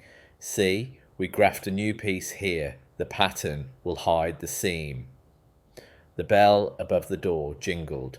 I didn't look up immediately. I'll be with you in a minute. Do you buy clothes? A voice asked. My hand froze. The needle hovered over the lace. I knew that voice. It was thinner, rougher, stripped of its arrogance, but I knew it. I slowly lowered the magnifying glass. I looked up. Standing at the counter, silhouetted against the bright street light, was Sarah, my daughter-in-law. She looked ravaged. Her blonde highlights were grown out, revealing dark, greasy roots. She wasn't wearing makeup. Her face was gaunt, her cheekbones sharp enough to cut glass. She was wearing a trench coat that I recognized. I had ironed it for her a dozen times, but now it was stained and missing a button. She held a plastic bag. I held my breath. My heart hammered against my ribs like a trapped bird. Don't recognize me. Please, don't recognize me. I was wearing my reading glasses, which obscured my eyes. My hair was pulled back in a severe bun, different from the loose style I used to wear. and I was sitting in the shadows of the back counter. She didn't look at my face. She was looking at the cash register. She was looking at survival. "We don't buy clothes," I said, pitching my voice lower, raspier. "We only repair." Sarah slumped. The defiance drained out of her. "Oh, okay. I have some designer pieces, barely worn. I thought maybe—" "Try the pawn shop on 5th, I said, pointing a trembling finger. "They lowballed me," she muttered, half to herself. "They offered me $20 for a silk blouse." "Market is hard," I said. She turned to leave. Then she stopped. She saw the help wanted sign I had put up yesterday. Mr. Hung needed a delivery boy for the heavy rugs. "Are you hiring?" Sarah asked. Her voice was desperate. "For heavy lifting," I said. "Manual labour." "My husband—" she started, then stopped. She swallowed her pride. "My husband is strong. He needs work. Any work." I stared at her. David. My David. The man who worked in marketing. The man who complained if his coffee wasn't the right temperature. He was sending his wife to beg for manual labour jobs in a slum tailor shop. A war raged inside me. The mother in me wanted to scream, "Come home! I have money! I have food!" The architect in me said, "Not yet. He isn't ready. If you save him now, he will learn nothing. He will hate you for seeing him this low." "Send him," I said, my voice cold. "Tomorrow at 8. If he is late, don't bother." "Thank you," she breathed. "Thank you so much." She hurried out, clutching her plastic bag of clothes. I put the closed sign on the door immediately. I locked it. I sank onto the floor behind the counter and wept. I wept for the girl she used to be. I wept for the boy he used to be. And I wept for the monster I had to become to teach them. They were living nearby. That was clear. That evening, I closed up early. I put on a hooded raincoat and followed the direction Sarah had gone. It didn't take long to find them. This neighbourhood had few secrets. They were staying at the Last Stop Motel, a dilapidated building 3 blocks away. It was worse than the place I had stayed in. It was the kind of place where the police sirens were a lullaby. I watched from across the street, standing in the shadow of a bodega awning. I saw the door to room 12 open. David stepped out. He looked 20 years older. He was wearing jeans and a t-shirt, but he looked shrunken. His posture, usually so upright and proud, was curved into a question mark. He was smoking a cigarette, a habit he had quit 10 years ago. He paced back and forth in front of the door. He looked angry. He kicked a soda can into the street. Then the door opened again. Lily came out. My breath caught in my throat. She was wearing a pink tracksuit that was too small for her. Her curly hair was tangled. She was holding a cheap plastic doll, not the expensive tablet she used to be glued to. She sat on the dirty concrete step. She looked bored. She looked lonely. David stopped pacing. He looked at his daughter. He threw the cigarette away. He sat down next to her and put his arm around her. It was the first time I had seen him touch her with genuine affection, not just for a photo opportunity. He said something to her. She leaned her head on his shoulder. I realized then they had lost the house, the car, the jewelry, and the friends. But in that loss, they were actually sitting together. They were actually seeing each other. The eviction hadn't destroyed them. It had stripped them. And sometimes you have to be stripped naked before you can be dressed in something new. But they were hungry. I could see it. I could see the way Lily looked at a wrapper on the ground. I went into the bodega. My hands were shaking. I bought 2 gallons of milk, a loaf of whole wheat bread, a jar of peanut butter, apples, and a roasted chicken. "Delivery?" the clerk asked. "Yes," I said. "To the motel across the street, room 12. Don't say who sent it. Just say a local church program." "You got it, Mama." I paid. I watched through the window as the boy ran across the street and knocked on their door. David opened it. He looked suspicious. The boy handed him the bags. David shook his head, pointing to his empty pockets. The boy shrugged and pointed to the sky, delivering the lie about the church. David took the bags. He looked inside. I saw his shoulders shake. He was crying. He took the food inside and closed the door. I walked back to my shop in the rain. I felt lighter. I hadn't fixed their problem. I hadn't paid their rent, but I had fed my grandchild. That night, I made a plan. I would test David. The next morning at 7:55 a.m., David arrived at the shop. I was ready. I was in the back room, watching through a slit in the curtain. I had briefed Mr. Hung. "You be boss today," I told Mr. Hung. "I am silent partner. I am invisible." "Why?" Mr. Hung asked, adjusting his glasses. "That your boy?" "He was," I said. "Now he is just a man who needs a job." David entered the shop. He looked around with disdain. He clearly thought he was too good for this. He wrinkled his nose at the smell of steam and old wool. "I'm here for the job," he announced to Mr. Hung. "My wife spoke to someone." "You strong?" Mr. Hung asked, eyeing him skeptically. "I have an MBA, David said, his ego still fighting for air. "But yes, I can lift things." "MBA no good here," Mr. Hung grunted. "Here, only muscle good. We have 50 rugs to move to storage, then deliver to customers. $10 an hour." David flinched. $10? That's barely minimum wage. "Take or leave," Mr. Hung said, turning back to his work. David looked at the door. He wanted to leave. I willed him to leave. "Go on, David. Be proud. Starve." But then he must have thought of Lily, sitting on that concrete step. "I'll take it," he said quietly. "Good. Start now." Back room. I held my breath as he walked toward the back curtain. I pressed myself against the wall, hiding behind a rack of wedding dresses. He walked past me, inches away. He didn't see me. He was too busy looking at his own misery. He started moving the rugs. They were heavy, rolled Persian carpets.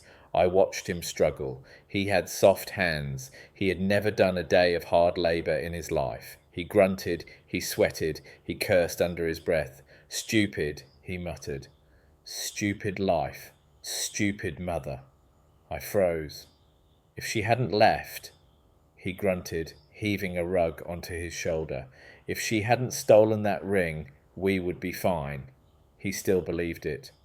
Or he had told himself the lie so many times that it had become his truth. He blamed me. He didn't blame his spending, or his wife's greed, or his own weakness. He blamed the scapegoat. My heart hardened. "Keep lifting, David," I thought. "Sweat out the lies." He worked for 4 hours. By noon, he was trembling. His expensive shirt was soaked through. "Lunch break," Mr. Hung called out. 30 minutes. David collapsed onto a pile of fabric scraps. He pulled out a sandwich.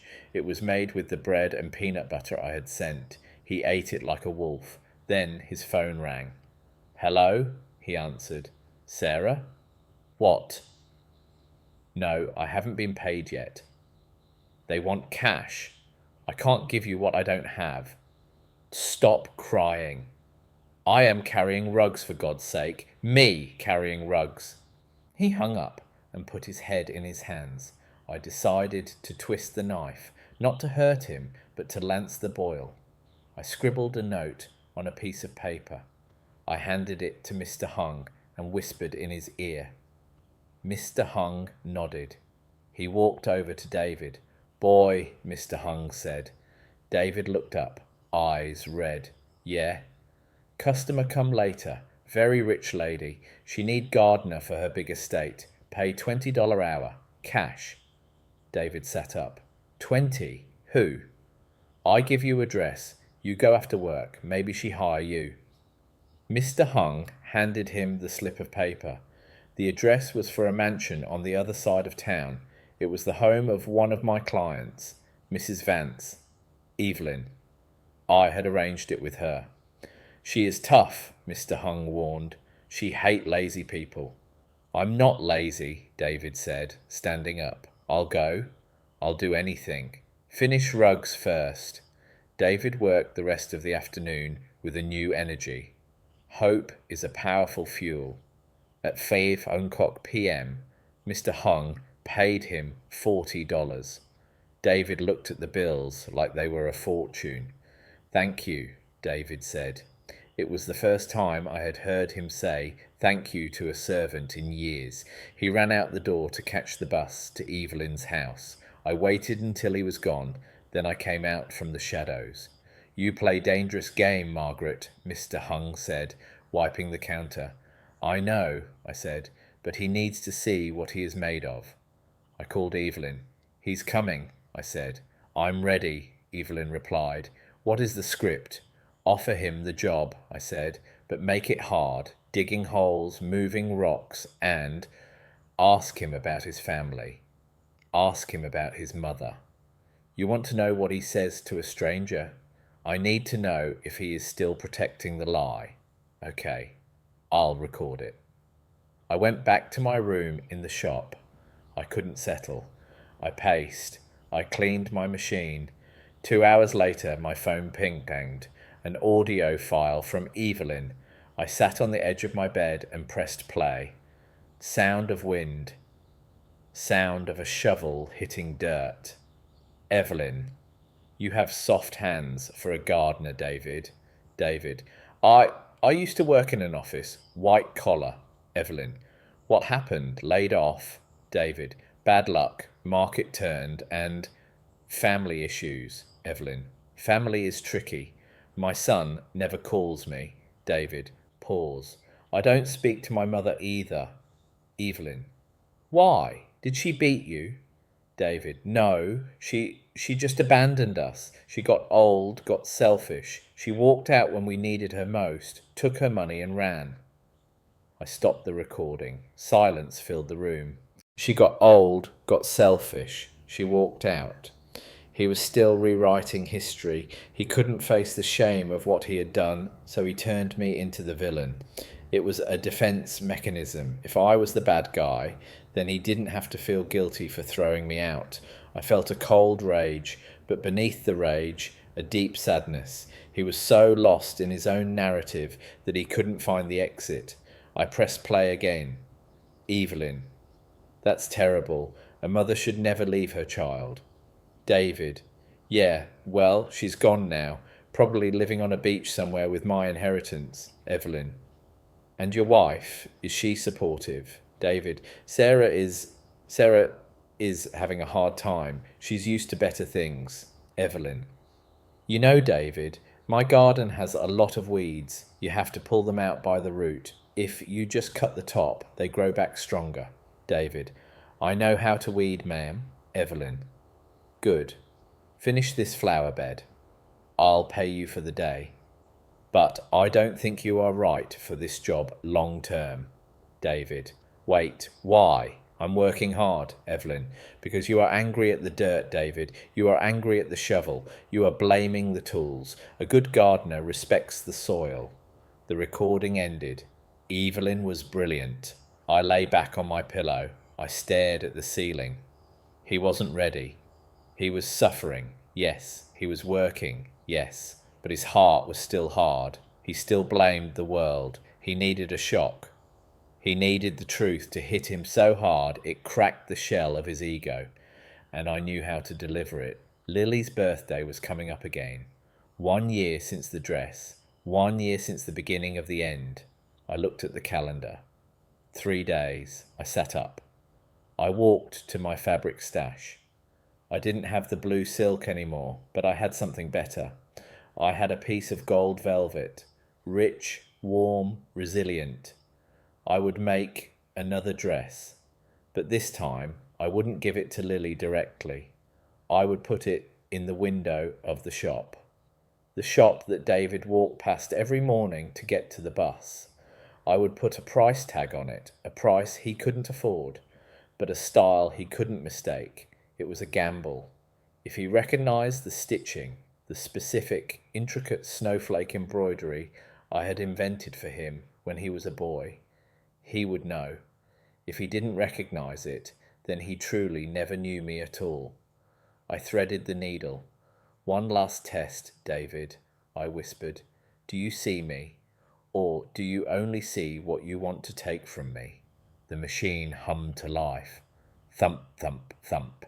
Outside, the rain began to fall again. The forecast said it would rain for days. A flood was coming. And I was building the ark. The gold velvet was heavy in my hands. It was the colour of old coins, of autumn leaves, of things that endure. I worked through the night. My eyes burned. But I didn't stop. I wasn't just making a dress. I was making a memory trap. I stitched the snowflakes along the collar. This was the specific detail, the Margaret snowflake. It wasn't a standard pattern. It was a chaotic 8-point stars with a small French knot in the centre. I had invented it when David was 5 years old to patch a hole in his favourite blanket. I told him it was a magic star that would keep the monsters away. He knew this stitch. If there was any part of his soul left that remembered me, he would know this stitch. I finished at 4 a.m. I put the dress on the mannequin in the window. I angled the spotlight so it hit the velvet and made it glow against the grey grime of the street. I placed a small card next to it. No price, just 2 words, not for sale. Then I retreated to the back room. I pulled the curtain tight. I waited. The morning was brutal. The sky was a sheet of iron, promising a storm that would drown the city. At 7:55 a.m, David arrived for his shift. I watched through the gap in the curtain. He was walking with his head down, shoulders hunched against the wind. He looked like a man who was tired of being a man. He reached the shop front. He reached for the door handle. Then he stopped. His eyes caught the gold glow in the window. He froze. He turned slowly. He stared at the dress. For a long minute, he didn't move. He just stood there, the wind whipping his thin jacket around him. He leaned closer to the glass. His breath fogged the pain. He wiped it away with a trembling hand. He was looking at the collar. He was looking at the snowflakes. I saw his lips move. I couldn't hear him, but I knew what he said. "Mum?" He shook his head violently. He stepped back. He looked around the street, as if expecting me to jump out from behind a trash can. But I was invisible. He pushed the door open and stumbled into the shop. The bell jingled aggressively. "Mr. Hung," he called out. His voice was high, panicked. Mr. Hung looked up from his steam press. "You late, boy?" 2 minutes late. The dress. David pointed at the window. "Who made that?" Mr. Hung shrugged, playing his part perfectly. "My partner. She'll work night. Very private." "Who is she?" David demanded, walking to the counter. "What is her name?" "She go by M," Mr. Hung said. "Why? You want buy, not for sale." I know that stitch," David whispered. He looked pale. "My mother used to make stitches like that." "Many people sew," Mr. Hung said dismissively. "Common stitch." "No," David said, his voice shaking. "It's not common. It's hers." "Your mother is here?" Miss Hung asked, raising an eyebrow. "You said she on beach, drinking cocktail." David flinched. The lie hit him in the face. I don't know where she is," David admitted, his voice cracking. "I thought—" He looked back at the window. He looked at the dress that represented warmth, love, and a safety he had thrown away. "Maybe I am going crazy," he muttered. "Stress. I am seeing ghosts." "Get to work," Mr. Hung said. "Rug delivery. Big truck today." David nodded. He went to the back. He walked past my hiding spot. I could smell the stale rain on his clothes. I could smell his fear. He worked like a zombie that day. He kept glancing at the window. He kept touching the fabric of the rugs, as if looking for the magic star. But he didn't ask again. He was too afraid of the answer. If his mother was here, in this slum, it meant his narrative of the selfish, rich runaway was a lie. And if that was a lie, then he was the monster. He wasn't ready to be the monster yet. The storm broke at noon. It wasn't just rain, it was a deluge.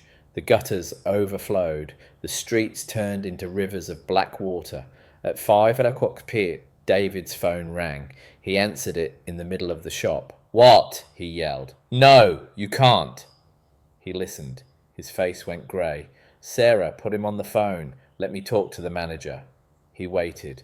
"Listen to me," David pleaded into the phone. "I get paid on Friday. I swear, just 2 more days. Don't put our stuff on the street. It's pouring rain. We have a child."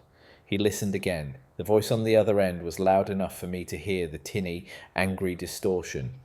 Click. David dropped the phone. It hit the floor with a crack. He looked at Mr. Hung. "They are evicting us," he whispered. "The motel. We are 3 days late." Mr. Hung looked at him with pity. Go to family." "I have no family," David screamed. He grabbed his hair. "I have no one." "Go," Mr. Hung said gently. "Take pay. Go." He handed David $40. David grabbed the money and ran out into the storm. I watched him go.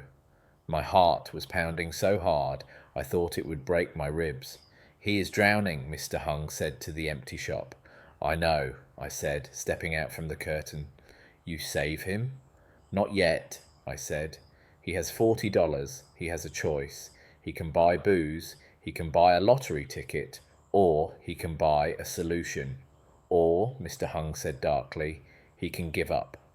I didn't answer. I went to the window. I took the gold dress off the mannequin. "Why you take down?" Mr. Hung asked. "Because," I said, folding the velvet, "tonight no one is looking at the window. Tonight they are looking for shelter." I didn't follow him this time. I knew where he was going, the last stop motel. I sat in the shop. I turned off the main lights. I left only the small lamp on my sewing table in the back room burning. It was a tiny lighthouse in the dark. I waited. 6 o'clock p.m. 7 o'clock p.m. 8 o'clock p.m. The rain hammered against the metal shutters. It sounded like thousands of tiny fists demanding entry. I tried to sew, but my hands were useless. I just sat there, holding the gold dress. At 9:30 p.m. there was a pounding on the door. Not a knock. A pounding. Desperate, frantic. Mr. Hung had gone home hours ago. It was just me. I stood up. I walked to the front. I didn't open the shutter. I peered through the mail slot. It was them. David, Shara, Lily. They were soaked to the bone. They were standing in the alcove of the shop entrance, shivering. They had 2 garbage bags of clothes. That was it. Everything else was gone. Lily was crying, a low, miserable wail. "David, do something!" Sarah screamed over the wind. "Break the window! We need to get inside! Lily is freezing!" "I can't break in," David yelled back. "This is my boss's place. If I break in, I go to jail." "We are going to die out here," Sarah sobbed. She slid down the wall, pulling Lily into her lap. "My baby, I'm sorry. I'm so sorry." David stood there. He looked at the metal shutter. He looked at the street. It was empty. No cars, no police, just the rain and the dark. He fell to his knees. He didn't pray to God. He didn't curse the world. He put his forehead against the cold, wet pavement.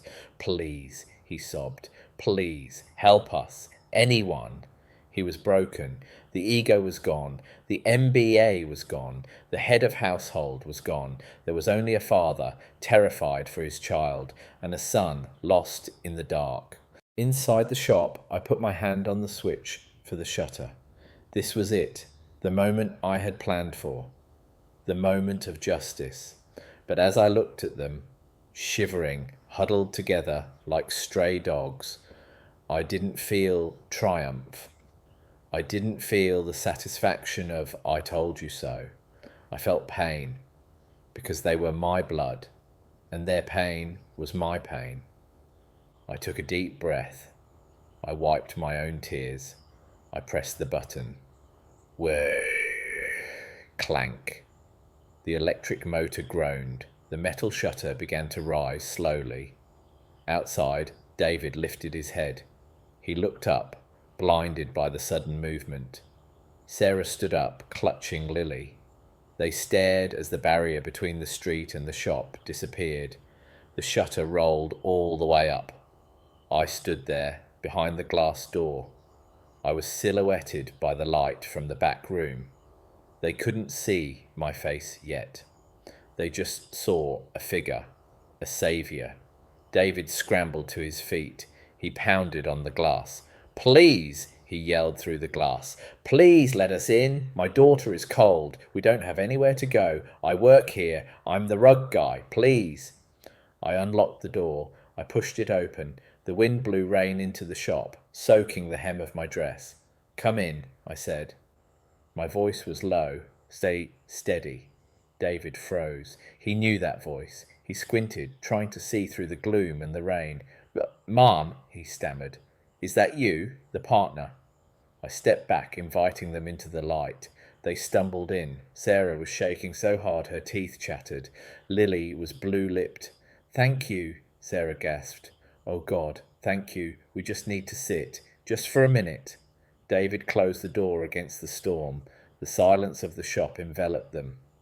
"I will work for free," David promised, turning to me, still not seeing clearly in the dim light. "I will work for a month. Just let us sleep on the floor, please." I walked over to the wall switch. "You don't need to work for free, David," I said. David stopped breathing. He turned slowly. I flipped the switch. The overhead fluorescent lights flickered and buzzed to life, flooding the shop with harsh, unforgiving brightness. I stood there. I was wearing the same simple dress I had left his house in. My hair was grey. My hands were calloused. But I was standing tall. I wasn't the hunched old woman they had kicked out. I was the owner of this space. David's eyes widened until I thought they would burst. "Mum?" The word was a ghost, a question, a prayer. Sarah gasped. She covered her mouth with her hand. Her eyes darted from me to the sewing machines, to the clothes, to the red-lined jacket hanging behind the counter. "Margaret?" she whispered. Lily looked up. She squinted. Then her face broke into a smile, the first smile in months. "Grandma." Lily ran. She broke away from Sarah's grip. She ran across the shop floor. I dropped to my knees. I opened my arms. She slammed into me. She was wet, cold, and smelled of cheap motel soap. But she was solid. She was real. "I knew you were here," Lily cried into my neck. "I saw the star. I saw the snowflake in the window. I told Daddy it was you." I held her tight. I looked up over her curly head. David and Sarah stood paralysed. They were looking at the woman they had discarded, the woman they said was no longer family. And now I was the only roof they had left. David took a step forward. His legs gave out. He fell to his knees again, right there on the dusty floor of the tailor shop. He didn't say anything. He just looked at me, and then he lowered his head, hiding his face in his hands, and he wept. Not the angry tears of the motel, but the deep, guttural sobs of shame. The rain beat against the glass. The trial was over. The verdict was in. I stood up, holding Lily's hand. "Get up," I said to my son. He shook his head. "I can't. Get up," I repeated, my voice like steel.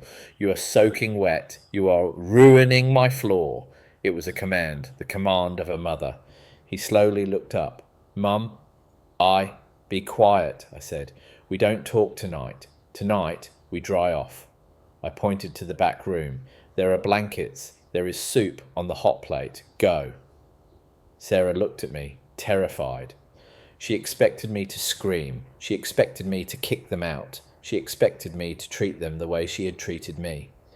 "Go," I said to her. She grabbed David's arm. They walked past me, heads bowed, like prisoners walking to their cell. But it wasn't a cell, it was a sanctuary. I watched them go into the back room. I heard the sounds of them finding the blankets. I heard Lily asking for soup. I stayed in the front. I walked to the window. I looked out at the storm. I had won. But as I looked at my reflection in the dark glass, I saw the tears running down my own face. I had won the war. But my family was a battlefield of casualties. Now the rebuilding had to begin. And rebuilding is always harder than destroying. Act 3, Part 1. The morning sun is a harsh critic. It exposes everything that the night managed to hide. I woke up at 5 o'clock a.m. I was sleeping in the leather armchair in the front of the shop, covered by a woolen coat I was repairing. My back was stiff, my neck ached, but I didn't move for a long time. I just listened. From the back room, I could hear the soft, rhythmic breathing of my family. They were there, in my space, sleeping on my mattress, under my blankets. The people who had evicted me were now refugees in my sanctuary. I stood up quietly. I walked to the curtain and peeked through. They looked like shipwreck survivors washed up on a beach. David was curled up on the floor on a pile of fabric scraps, one arm thrown protectively over the mattress where Sarah and Lily slept. Sarah's face was swollen from crying. Even in sleep, her brow was furrowed with worry. Lily was the only one who looked peaceful. She was hugging her knees, her curly hair fanned out on the pillow. I felt a surge of conflicting emotions: anger, pity, love, resentment. It was a chaotic stew in my chest. I wanted to shake them awake and scream at them. I wanted to cover them up and let them sleep forever. I chose to make coffee. The smell of brewing coffee is a universal signal. It means a new day has started, whether you are ready for it or not. I set out 3 mugs, one for me, one for David, one for Sarah. I poured juice for Lily. I went to the bakery next door and bought fresh bread. When I returned, David was awake. He was standing in the middle of the shop, looking at the clothes hanging on the racks. He was wearing his wet jeans from yesterday, now dry but stiff and wrinkled. He looked like a ghost haunting his own life. He saw me. He flinched. "Mom," he croaked. His voice was rough. "Good morning." "Morning," I said, putting the bread on the counter. "Coffee is ready." He didn't move toward the coffee. He stood there, wringing his hands. I don't know what to say. About last night. About everything. "Don't say anything yet," I said. "Drink the coffee. Wake your wife. We have things to discuss." He nodded, obedient like a child. He went back behind the curtain. 10 minutes later, they all emerged. Sarah looked terrified. She wouldn't meet my eyes. She busied herself with Lily, fixing her hair, pulling up her socks, anything to avoid looking at the woman she had called a thief. We sat on the stools around the cutting table. It was a silent breakfast. The only sound was Lily chewing her toast. "This bread is good, Grandma," Lily chirped. "Better than the motel bread. That bread tasted like cardboard." "Eat up, sweetie," I said, smoothing her hair. "You need your strength." "Are we living here now?" Lily asked innocently. The question hung in the air like a guillotine blade. David choked on his coffee. Sarah froze. I looked at them. "I don't know, Lily. Ask your father." David put his mug down. His hand was shaking. We don't have a plan, Lily. We are just visiting Grandma." "We are homeless," Lily corrected him. "You said we are homeless." "Lily," Sarah hissed. "It's the truth," I said calmly. "Children speak the truth when adults are too cowardly to do it." I folded my hands on the table. I looked at David, then at Sarah. "So," I said, "here we are." "Here we are," David whispered.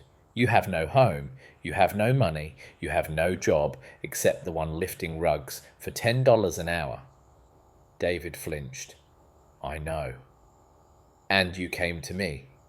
We didn't know it was you, Sarah blurted out.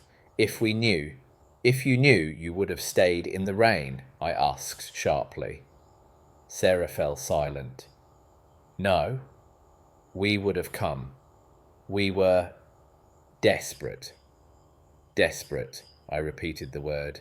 I know that feeling. I felt it the night you put me on the street with one suitcase. The air in the room dropped 10 degrees. Mom, please, David begged. Don't. We know we were wrong. We are paying for it. Look at us. We lost everything. You lost things? I said. I lost my family. I lost my dignity. That is different. I stood up. I couldn't sit anymore. I walked over to the window where the gold dress had been. I need to know something, I said, keeping my back to them, before I decide what to do with you. Anything, David said. I turned around. The ring. Sarah went pale. I want to hear it, I said. I want to hear the truth, not the gym bag story you texted me. I want the truth of that night. Sarah looked at David. David looked at the floor. Tell her, David said softly. Tell her the truth, Sarah. Sarah took a shaky breath. Tears began to spill down her cheeks. I lost it at the spa. I took it off for a massage. I left it in the robe pocket. And when did you realise, Medvesories? I asked. The next morning, she whispered. When the spa called me, they found it. The next morning, I nodded. That was 12 hours after you kicked me out. 12 hours after you ransacked my room and called me a criminal. Yes. And you, David? I looked at my son. When did you know? David closed his eyes. She told me. She called me at work that morning. She said, I found the ring. And what did you say? I said, David's voice broke. I said, thank God. Did you say, call Mum back? I asked. Did you say, go find her and beg for forgiveness? No, David whispered. Why? Because. He looked up at me, his eyes full of misery. Because it was easier. Without you there, the house was quieter. We didn't have to worry about your feelings. We didn't have to share the space. It felt freer. There it was. The ugly, naked truth. So you let me stay gone, I said. You let me sleep in a motel room with cockroaches because it was convenient for you. I was weak, David sobbed. I was selfish and weak. And I convinced myself you were fine. I told myself you had money. You were tough. You would land on your feet. I did land on my feet, I said, gesturing around the shop. But not because I was tough, because I had no choice. I walked back to the table. I leaned in close to them. You said I was no longer family, I said. Do you remember that? David nodded. I remember every day. Well, I said, if I'm not family, then why should I help you now? Why shouldn't I treat you like a customer or a stranger? Because you are my mother, Sarah said softly, and mothers forgive. I laughed. It was a sharp, bitter sound. That is the oldest trick in the book, Sarah. You count on a mother's love to be infinite. You think you can drain it dry and it will just refill itself like magic. But let me tell you something. Love is renewable. Trust is not. I looked at Lily. She was watching us with wide eyes, sensing the danger. I will not kick you out, I said. They both exhaled, a sound of immense relief. But, I raised a finger, I am not taking you back. Not the way you think. What do you mean? David asked. You cannot live here, I said. This is a place of business. It is not a home, and Mr. Hung will be back soon. We cannot have a family sleeping on the floor. Then where? Sarah asked. We have no money for a deposit on an apartment. We have bad credit now. No one will rent to us. I know, I said. I know exactly how bad your credit is. I know about the credit cards. I know about the car repossession. And I know about the house. David looked surprised. How do you know about the house?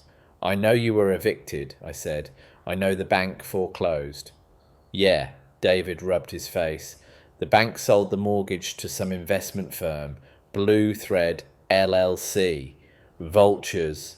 They accelerated the debt immediately, didn't give us a chance. They are heartless, aren't they? I asked. Monsters, David agreed. Faceless corporate greed. They kicked us out for being a few months behind. I walked over to the small safe under the counter. I spun the dial. Left to 20, right to 10, left to 5. Lily's birthday. I opened the heavy metal door. I pulled out a thick file folder. I walked back to the table and dropped the file in front of David. Open it. David looked at me, confused. He opened the folder. On top was the deed of trust, the assignment of mortgage, and the articles of incorporation for Blue Thread LLC. David read the first page. He frowned. He flipped to the signature page. His eyes bulged. He stopped breathing. What? Sarah asked, leaning over. What is it? David couldn't speak. He just pointed at the signature at the bottom of the document. Managing member, Margaret Miller. Sarah gasped. She grabbed the paper. She read it. She looked at me. She looked back at the paper. You? She whispered. You are Blue Thread? I am, I said. You bought our mortgage, David stammered. You own the debt. I do. You evicted us. Sarah's voice rose an octave. You, our own mother, evicted us. I accelerated the debt, I corrected her. You evicted yourselves by not paying. I just enforced the contract. But why? David looked like he had been punched in the gut. Why didn't you tell us? Why didn't you just help us? I did help you, I said. I stopped the bank from selling the house to a stranger. I kept it in the family, just not your part of the family. You watched us suffer, David said, his voice trembling with betrayal. You watched us pack our boxes. You watched us go to that motel. And you watched me leave with a suitcase in the rain, I countered. We are even. Silence. Heavy, thick silence. So what now? David asked, closing the folder. You own the house. We are on the street. Are you going to move back in and laugh at us? No, I said. I like my life here. I like my shop. I am not going back to the suburbs to be a lonely widow. I sat down opposite them. I have a proposition. They leaned in. They had no leverage. They had to listen. The house is empty, I said. It needs tenants. We can't pay rent, David said bitterly. You know that. I don't want rent in money, I said. Not yet. I looked at Sarah. Sarah, you have an eye for detail. You used to be a marketing manager before you decided you were too good to work. Sarah bristled, but she nodded. And David, you have an MBA. You know spreadsheets. You know logistics. So? My business is growing, I said. Too fast. I have orders from boutiques all over the city. I have a backlog of repairs. Mr. Hung is getting too old to manage the books. I need a team. I laid out the terms. You can move back into the house today. Hope flared in their eyes. But, I cut them off, you do not own it. You are tenants, and you will pay rent. The rent is $2,000 a month. That covers the taxes and the insurance. We don't have. You will work it off, I said. You will work for me, here, in the shop. Doing what? Sarah asked, looking at the piles of old clothes with distaste. David, you will handle the logistics, pickups, deliveries, inventory management, accounting. You will drive the van. You will carry the rugs. David nodded. Okay, I can do that. And Sarah, I looked at her manicured hands. You will learn to sew. Sarah's jaw dropped. What? I don't sew. I can't even thread a needle. Then you will learn, I said. You will start with buttons, then hems, then lining. You will work under my supervision. 8 hours a day, 6 days a week. I can't be a seamstress, Sarah protested. It's menial labour. It is the labour that paid for your wedding, I reminded her. It is the labour that bought the house you want to sleep in tonight. If it is good enough for me, it is good enough for you. Sarah looked at David. She wanted him to fight for her. She wanted him to say, "No, my wife is a princess." But David just looked at her. He looked at Lily, who was wiping crumbs off her face. "Do it, Sarah," David said quietly. "David, do it," he said firmly. "Mom is giving us a second chance. We are not too good for this. We are nothing right now. We take the deal." Sarah bit her lip. She looked at me. She saw that I wouldn't budge. "Fine," she whispered. "I'll try." "You won't try," I said. "You will do. If you complain, if you are late, if you are disrespectful to Mr. Hung or any customer, the deal is off." And I changed the locks on the house. "Understood," David said. "Good." I stood up. "Here are the keys." I tossed the keys onto the table. They clattered loudly. David reached for them. His hand hovered over the metal. He picked them up like they were holy relics. "Thank you, Mum," he said. "Thank you." "Don't thank me yet," I said. "The house has no electricity. You have to call the utility company and set up a payment plan. I am not paying your bills." "We will figure it out," David said. He stood up, looking taller than he had in months. "We will make it work." "Go," I said. "Move your things. Be here tomorrow at 8. They gathered their garbage bags. They woke Lily up. "Are we going home?" Lily asked sleepily. "Yes, baby," David said, lifting her up. "We are going home. Grandma gave us the house back. Grandma is the boss," Lily said, waving at me. "Yes." David looked at me with a strange new expression. It was fear, yes, but also admiration. "Grandma is the boss." They walked out of the shop. The sun was shining now. The storm had passed. I watched them get into a taxi, probably using the last of their cash. I was alone again. Mr. Hung walked in a few minutes later. He saw the empty coffee cups. He saw the file folder on the table. "They gone?" he asked. "For now," I said. "They come back?" "Tomorrow," I said. "To work," Mr. Hung laughed. "Princess work here. She break a nail." "She will break more than a nail," I said, sitting down at my machine. "She will break her ego, and that is the only way she will ever be happy."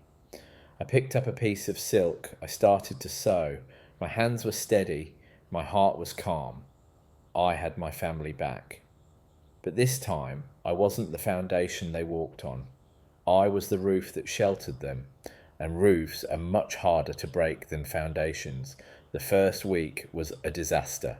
Sarah pricked her finger 10 times in the first hour. She cried. She threw a thimble across the room. "It's impossible," she screamed. "The thread keeps tangling." I didn't yell. I didn't help her. I just stood over her. "The thread tangles because you are tense," I said. "You are fighting the machine. You have to flow with it. Relax your shoulders. Breathe." "I hate this," she muttered. "Good," I said. "Hate is energy. Use it." David was better.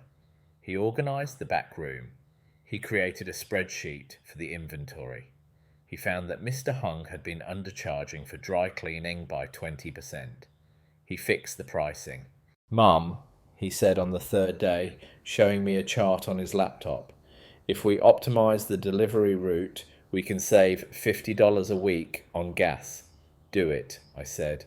"And," he hesitated, "I was thinking, we should have a website, a real one, showcasing your custom work, the upcycling line." I looked at him. He was excited. He wasn't doing this because he had to. He was doing it because he saw the potential. "Show me a draft," I said. By the second week, Sarah stopped crying. She managed to sew a straight hem on a pair of trousers. I inspected it. It was passable. "Not bad," I said. Sarah beamed. It was a small, genuine smile. "Really?" "Really, but you missed a stitch here. Do it again." She didn't throw the thimble. She nodded. "Okay." We were finding a rhythm. It was a hard rhythm, like a drum beat, but it was working. But I knew the real test wasn't work. The real test was the heart. I hadn't been to the house yet. I let them live there, but I stayed in the shop. I told them I preferred the convenience. The truth was, I was afraid to go back. I was afraid the ghosts of the past would still be there. Then, on a Friday evening, Lily called me. "Grandma?" she asked. "Are you coming to dinner?" "I have work, Lily." "But it's Friday," she said. "Daddy made lasagna, and Mummy made a salad because she burned the garlic bread, but we want you to come." I hesitated. "Please?" Lily asked. "I practice piano. I want to play for you." I looked at the pile of clothes. It could wait. "Okay," I said. "I'll be there at 7. I took a taxi to 142 Oakwood Drive. The house looked the same from the outside, but as I walked up the driveway, I noticed something different. The flower beds, they were weeded. Fresh mulch had been laid down. The dead bushes had been removed. David had been gardening. A good gardener respects the soil. I rang the doorbell. David opened it. He was wearing an apron. He smelled of tomato sauce and basil. "Mum," he smiled. It wasn't a guilty smile. It was a welcoming one. "Come in." I stepped inside. The house was clean, not professionally cleaned. I could see dust on the high shelves, but clean. It felt lived in. There were no toys scattered on the floor. Sarah came out of the kitchen. She was wearing jeans and a t-shirt. Her hair was in a ponytail. She looked younger. "Hi, Margaret," she said. She didn't call me Mom yet. That was fine. "Dinner is ready." We sat at the dining table, the same table where they had told me I was no longer family, but the air was different now. "So," David said, serving the lasagna, "we got the electricity bill today. It's high." "Old insulation," I noted. "Yeah, I was thinking," David said. "I can install weather stripping on the windows this weekend. It costs about $50 for materials, but it will save us 20% in the long run." "That is a wise investment," I said. "You can take the $50 from the petty cash drawer. Just bring me the receipt." "Thanks." Sarah cleared her throat. "And I finished the buttons on that vintage coat today. Mr. Hung said they were perfect." "Mr. Hung is generous," I said, taking a bite of lasagna. "But they were good." "You have steady hands," Sarah blushed. I kind of liked it. It was satisfying, fixing something that was broken. I looked at her, really looked at her. "Yes," I said softly. "It is very satisfying to fix broken things." We ate, we talked, not about big things, about the shop, about Lily's school, about the weather. It was boring, it was mundane, it was wonderful. After dinner, Lily played the piano. She played a simple sonatina. She made mistakes, she stumbled, but she kept playing. I sat in my old armchair, the one they hadn't sold. I closed my eyes. I listened to the music. I realized then that I wasn't just a visitor. I was the composer. I had written a terrible, painful second act so that we could have this third act. But every story has one final twist, one final shadow that needs to be cleared. As I was leaving, David walked me to the door. "Mum," he said, "can I ask you something?" "Yes." "The ring," he said. "Sarah found it. We know that. But that night, when I accused you, why didn't you fight harder? Why did you just leave?" I looked at him. This was the question that defined my character. "Because, David," I said, putting my hand on his cheek, "I realized that if I had to fight to prove I was your mother, I had already lost. You can't litigate love. You have to feel it. And you had stopped feeling it." David's eyes filled with tears. "I feel it now, I promise." "I know you do," I said, "because you learned what it costs to lose it. I kissed his cheek. Good night, my son. I walked down the driveway. I didn't look back. I didn't need to. I knew they were watching me. I got into the taxi. Where to? The driver asked. The shop, I said. It's at 4th Street. Working late? No, I said. Just going home. I arrived at the shop. I unlocked the door. I went to the back room. I sat on my bed. I was happy. Truly happy. But then my phone rang. It was Evelyn. Margaret, she said. Her voice was serious. What is it, Evelyn? Is the LLC paperwork okay? The paperwork is fine, she said, but something has come up. Something you need to know. What? The original owner of the building where your shop is. Mr. Hung doesn't own the building. He rents it. The landlord just put the building up for sale. My stomach dropped. What does that mean? It means a developer is looking at it, Evelyn said. They want to tear it down, build condos. I stood up.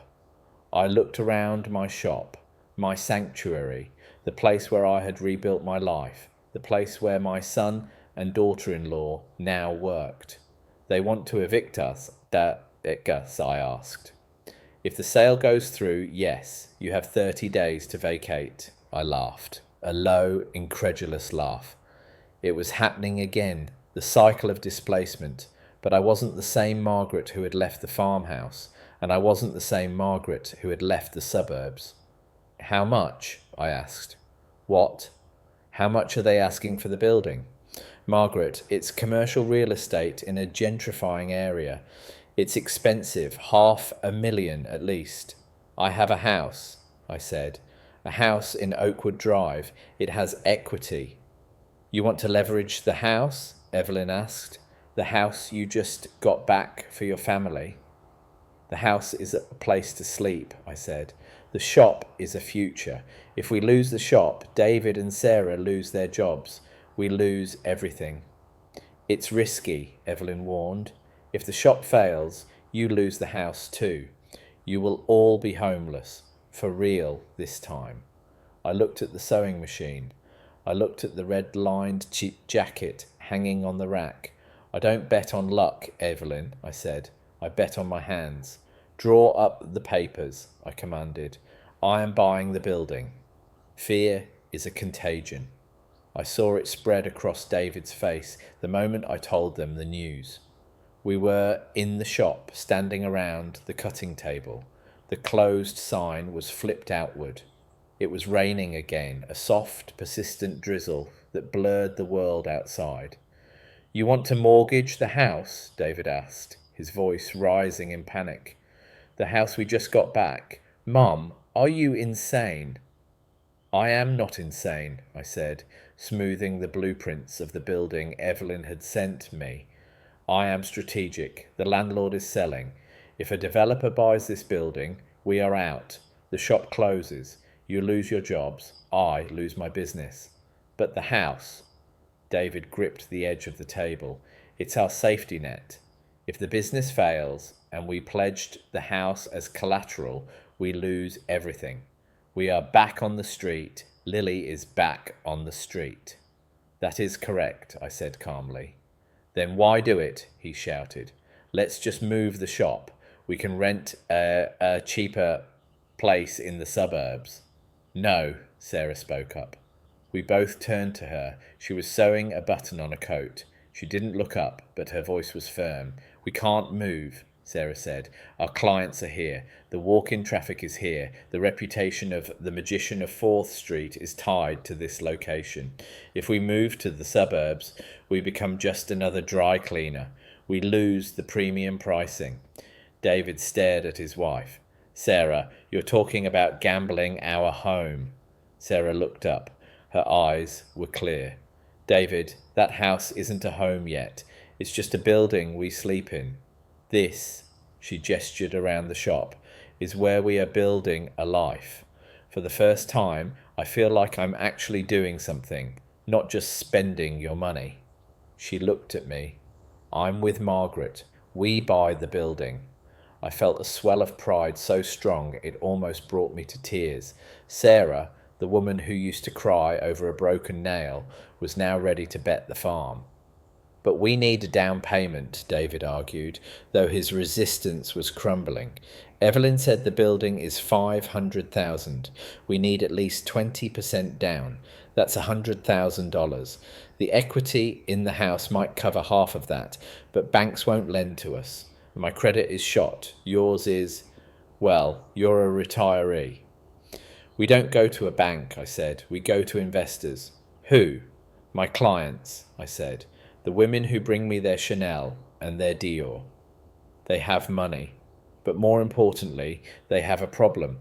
They have closets full of expensive clothes they can't wear because they are outdated or damaged. We offer them a solution. What solution? We don't just fix clothes, I said, my mind racing. We launch a line, Blue Thread Vintage. We buy their old luxury pieces, upcycle them and sell them back to the market. We turn their waste into gold, and we offer them equity in the building as a silent partner buy-in.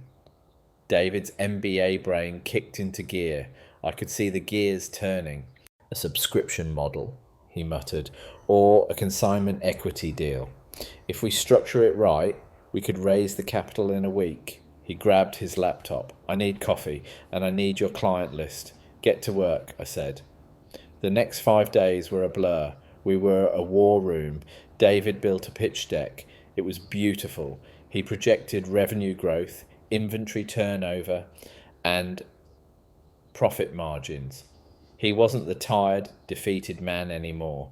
He was sharp, aggressive, brilliant. Sarah became the sales force.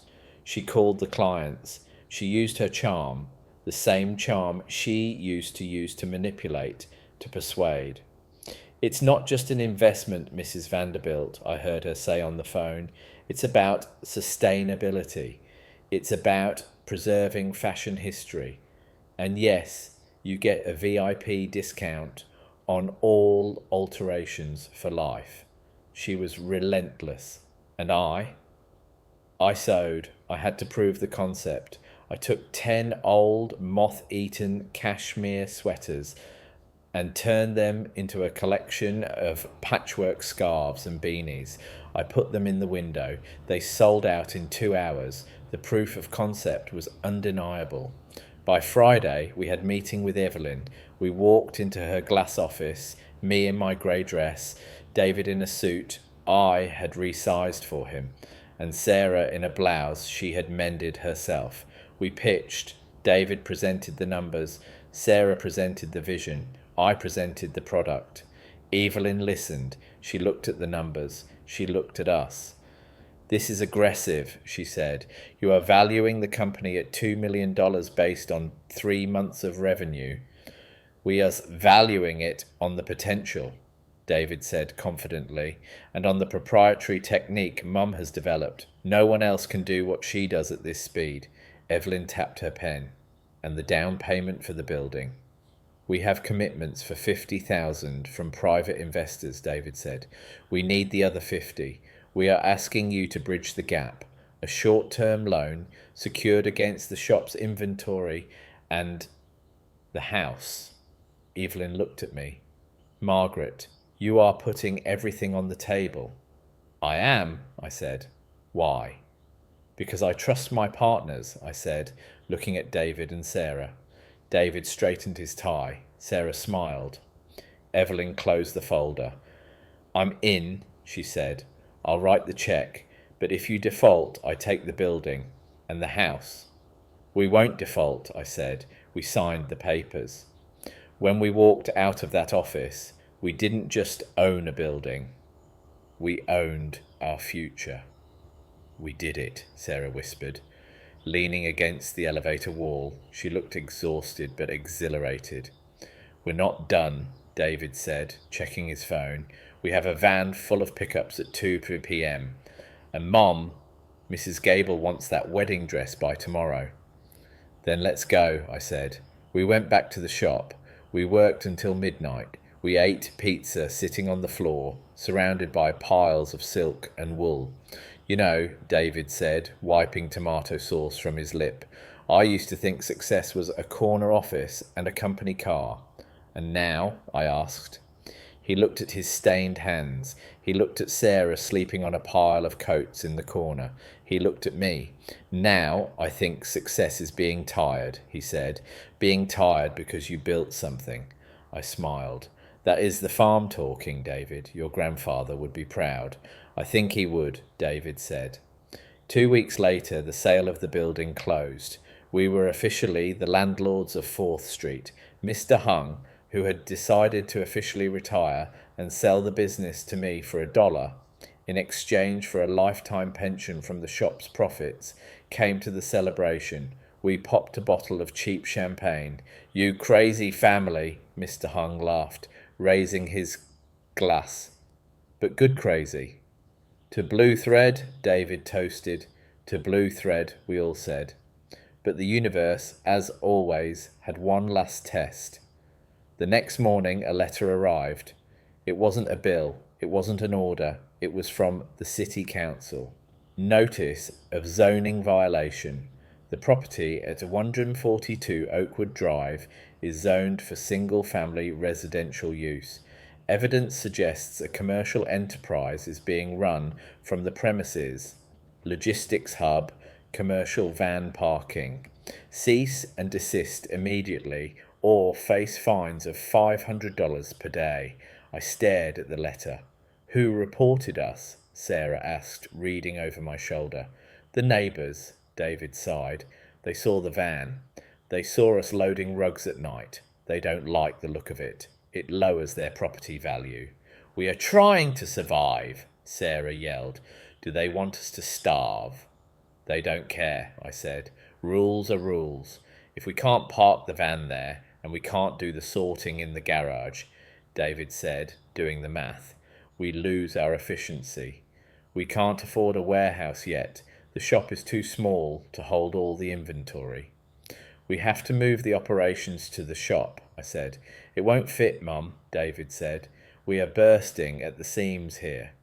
I looked around the shop. He was right. Every inch was covered in clothes. Then we expand, I said. Expand where? We just bought the building. We can't afford to build a second floor. I looked at the back wall of the shop. Behind it was an alleyway, and across the alleyway was an abandoned garage. We don't build, I said. We innovate. What do you mean? The roof, I said. The roof? It's a flat roof, I said. We waterproof it. We put up a tent structure. We move the sorting and the cleaning upstairs. We install a pulley system from the alley. That requires a permit, David said, and construction costs. I have a secret weapon, I said. I went to my phone. I scrolled through my contacts. I stopped at a name I hadn't called in 40 years. Uncle Joe. He wasn't really my uncle. He was Henry's brother, a carpenter, a man who had hated me for selling the farm. He had called me a traitor at the funeral. You're calling Joe? David asked, shocked. He hates us. He hated the widow who gave up, I said. He won't hate the businesswoman who is fighting. I dialed the number. Hello? A gruff voice answered. Joe, it's Margaret. Silence. I have nothing to say to you, Margaret. I know. But I have a job. I bought a building in the city. I need a roof deck built. I need a hoist system, and I need it done in a week. I'm retired. I know you are. But I also know you still have your tools, and I know you hate developers. I just saved this building from being turned into condos. I'm trying to save my family business. Silence again. David is working with you, Joe asked. David is lifting rugs. He is running the books. He is working harder than Henry ever did. A long pause. I'll be there tomorrow, Joe grunted, but I'm charging you full price. I wouldn't expect anything less. I hung up. David looked at me. He's coming? He's coming. You are scary, Mom, David said, shaking his head. I am necessary, I said. The next day, Joe arrived with his truck. He looked older, greyer. He looked at David. He looked at his soft hands that were now calloused and scarred. He nodded. "You look like a miller now, boy." David smiled. "Good to see you, Uncle Joe." They got to work. Joe, David, and even Sarah helped carry the lumber. We built the roof deck. We moved the operations up. We beat the zoning violation because the commercial activity was now happening in a commercial zone, the shop, not the residential house. We solved the problem, and in the process we healed the last rift in the family, the extended family. We were unstoppable, but as I watched them working on the roof, laughing as they hammered nails, I felt a strange sensation in my chest, a tightness, a flutter. I ignored it. I had work to do. I sat down at my machine. I had a wedding dress to finish. Thump, thump, thump. The rhythm was my heartbeat. Thump, thump. The rhythm faltered. My vision blurred. The needle looked like two needles. I tried to stand up. My legs felt like water. "David," I whispered. But the machine was too loud. I reached for the switch to turn it off. My hand missed. The darkness came quickly. It wasn't scary. It was just silent. I slumped forward onto the white silk of the wedding dress. The last thing I heard was the bell above the door jingling and Lily's voice shouting, "Grandma, I got an A on my spelling test." Then, nothing. The world was white. It smelled of antiseptic and cold metal. I floated in and out of the whiteness for a long time. I heard voices, but they sounded like they were underwater. "She's tough," a man's voice said, "but the heart is a muscle. It can only carry so much weight before it snaps." "Is she going to?" A woman's voice, shaky. "Sarah. She needs rest, absolute rest, no stress, no work, or, the next time, she won't wake up." I wanted to speak. I wanted to tell them I had a deadline, Mrs. Gable's wedding dress, the silk, the hem. But my body felt like lead. I drifted back into the dark. When I finally opened my eyes for real, the room was dim. The rhythmic beep, beep, beep of the monitor was the only sound. I turned my head. My neck was stiff. David was sitting in a plastic chair next to the bed. He was asleep. His head was resting on the mattress close to my hand. He was still wearing his work clothes, jeans and a blue thread t-shirt. He looked exhausted. He looked like a man who had been keeping a vigil. I moved my finger. I touched his hair. He jerked awake. He looked at me, his eyes wide and bloodshot. "Mom," he whispered. "I'm here," I croaked. My throat was dry. "Oh, thank God." He buried his face in my hand. He kissed my knuckles. "You scared us. You really scared us." "The dress," I whispered. "Mrs. Gable. Saturday." David laughed.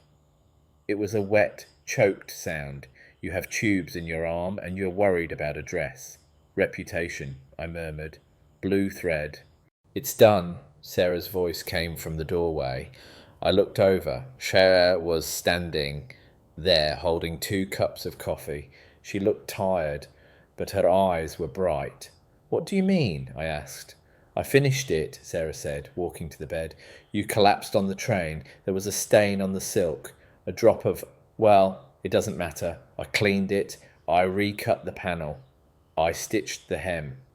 I felt a cold spike of panic. The hem? That was a blind stitch. Complex. "I know," Sarah said. She pulled out her phone. "Look." She showed me a photo. The dress was hanging on the mannequin in the shop. It was flawless. The hem was invisible. "How?" I whispered. "I watched you," Sarah said softly. "For months. I watched your hands. I practiced on scraps when you weren't looking. I know the rhythm, Margaret. Down, catch, up, slide." I stared at the photo. Then I looked at Sarah. For the first time, I didn't see a daughter-in-law. I saw a successor. "It is perfect," I said. Sarah smiled. Tears welled in her eyes. "I didn't want to let you down." "You didn't." I closed my eyes. A strange sensation washed over me. It wasn't pain. It was lightness. For 40 years, I had believed that if I stopped working, the world would fall apart. I believed I was the Atlas holding up the sky, but I had fallen. And the sky was still there. My family was holding it up. The doctor said you have to retire, David said, his voice serious. No more 18-hour days, no more lifting bolts of fabric. I can't just sit, I protested weakly. You won't sit, David said. You will manage, you will advise. But Sarah runs the floor now, and I run the business, and Uncle Joe finished the roof deck. We hired 2 more people yesterday. Students from the design college. They are doing the grunt work. You hired people without my permission. I am the CEO, David said, a hint of steel in his voice. I made an executive decision. We need scale. You are the brand, Mom. You are the icon. Icons don't sew buttons. Icons inspire. I looked at him. The boy who couldn't sew a button was now commanding a company. The boy who had kicked me out was now protecting me. I smiled. Okay, Mr. CEO. I stayed in the hospital for 3 days. When I was discharged, David drove me home. Not to the shop, to the house. 142 Oakwood Drive. It was strange to walk in the front door as an invalid. They set me up in the master bedroom, the room that used to be theirs. We moved downstairs, Sarah said. No stairs for you. I lay in the big bed. I looked at the window. The garden was blooming. David had planted hydrangeas, my favourite. Rest, Sarah commanded, tucking the blanket around me. Lily will be home from school in an hour. I slept. For the first time in a year, I slept without setting an alarm. The recovery was slow. It took me a month to get back to the shop. When I finally walked in, leaning on a cane, a stylish one, ebony with a silver handle that I had customised, the shop was buzzing. It was different. The music was faster, some modern jazz. There were young people working at the tables. The smell of steam and wool was the same, but the energy was new. Sarah was at the main cutting table, draping a piece of red velvet. She had pins in her mouth. She looked professional. She looked happy. She saw me. She took the pins out. Margaret, she rushed over. You weren't supposed to come in today. I got bored, I said. Netflix is not a substitute for life. Well, sit down. She pulled out my chair. Don't touch anything. Just watch. I sat. I watched. I saw David in the glass office. We had built a small partition. He was on the phone, negotiating with a supplier. No, I heard him say, blue thread standards are non-negotiable. If the silk isn't grade A, we return it. My mother would know the difference in the dark. I smiled. He was using my name as a weapon of quality. I saw Lily sitting in the corner, doing her homework. She looked up and waved. Grandma, I'm drawing a dress design. Let me see, I said. She brought over her sketchbook. It was a crayon drawing of a dress with giant wings. It's for flying, she explained. Very practical, I nodded. We will need strong stitching for the wings. I looked around the shop. It was a machine, a beautiful, well-oiled machine. It didn't need me to run. It just needed me to exist. That evening, after the staff had left, David locked the door. It was just the 4 of us. We have a meeting, David said. He sat on a stool opposite me. Sarah stood next to him. What is it? I asked. Are we being sued? No, David said. He reached into his pocket and pulled out an envelope. This is for you. I took it. It was thick. I opened it. Inside was a check, a cashier's check. The amount made my eyes widen. $200,000. The exact amount I had given him from the sale of the farm. The exact amount he had squandered. David, I whispered, where did you get this? The business is profitable, David said. Very profitable. But this isn't from the business account. This is a loan I took out against the building, a personal loan.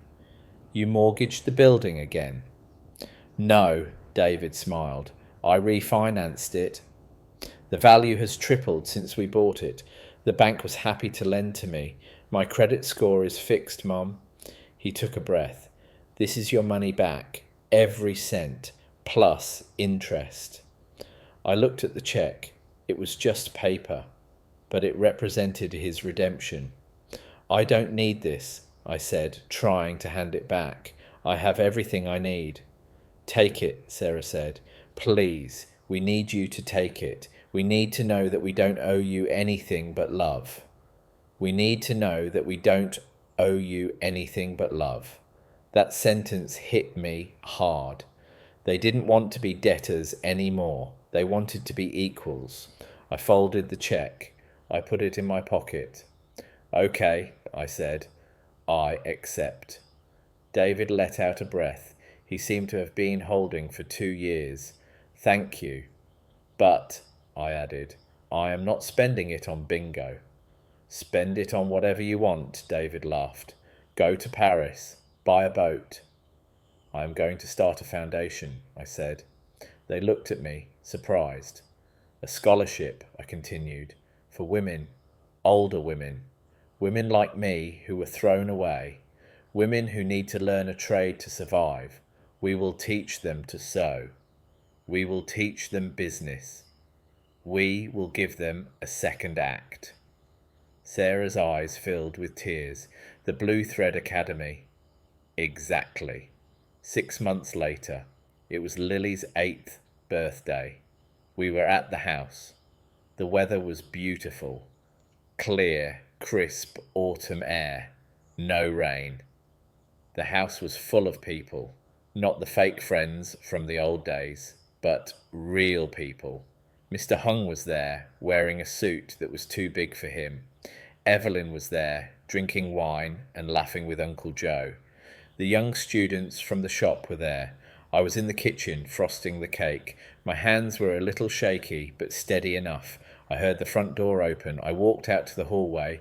David was standing there. He was holding something. It was my old suitcase, the battered leather one. I found this in the attic, he said. I was looking for the holiday decorations. I looked at the suitcase. The last time I held it, I was walking into the rain, feeling like my life was over. Do you want me to throw it out? David asked. It's old. It smells like mildew. I walked over. I touched the leather. It was scarred and scratched. No, I said. Don't throw it out. What do you want to do with it? Bring it here. I opened the suitcase. It was empty. I walked over to the hall closet. I pulled out the gold velvet dress, the one I had put in the shop window to test him, the one he had recognised. I folded the dress carefully. I placed it in the suitcase. Then I took out the blue silk dress, the ruined one that I had washed and saved, the one Sarah had destroyed. I placed it next to the gold one. What are you doing? David asked. I am packing a time capsule, I said. I closed the lid. I clicked the latches shut. Put this back in the attic, I told him. Put it in the deepest corner. Why? Because one day, I said, looking at Lily, who was running through the living room with her friends, one day Lily will be grown. She might feel lost. She might feel like she has nothing, and I want her to find this. I want her to open it and see that ruin and redemption sit side by side. I want her to know that nothing is ever truly wasted, even the pain. David looked at me. He understood. I'll put it safe, he promised. He carried the suitcase upstairs. It didn't look heavy anymore. It looked light. I walked into the living room. Grandma, Lily shouted, cake time. I sat in the armchair. Sarah brought the cake out. It wasn't a store-bought ice castle. It was a homemade chocolate cake, slightly lopsided, covered in sprinkles. They sang Happy Birthday. I looked at their faces. David singing loud and off-key, his arm around his wife. Sarah laughing, wiping frosting off Lily's nose. Lily glowing with the absolute certainty that she was loved. I looked at my hands, the hands that had stitched this reality together. They were wrinkled, the veins were prominent, they were the hands of an old woman. But they were not empty.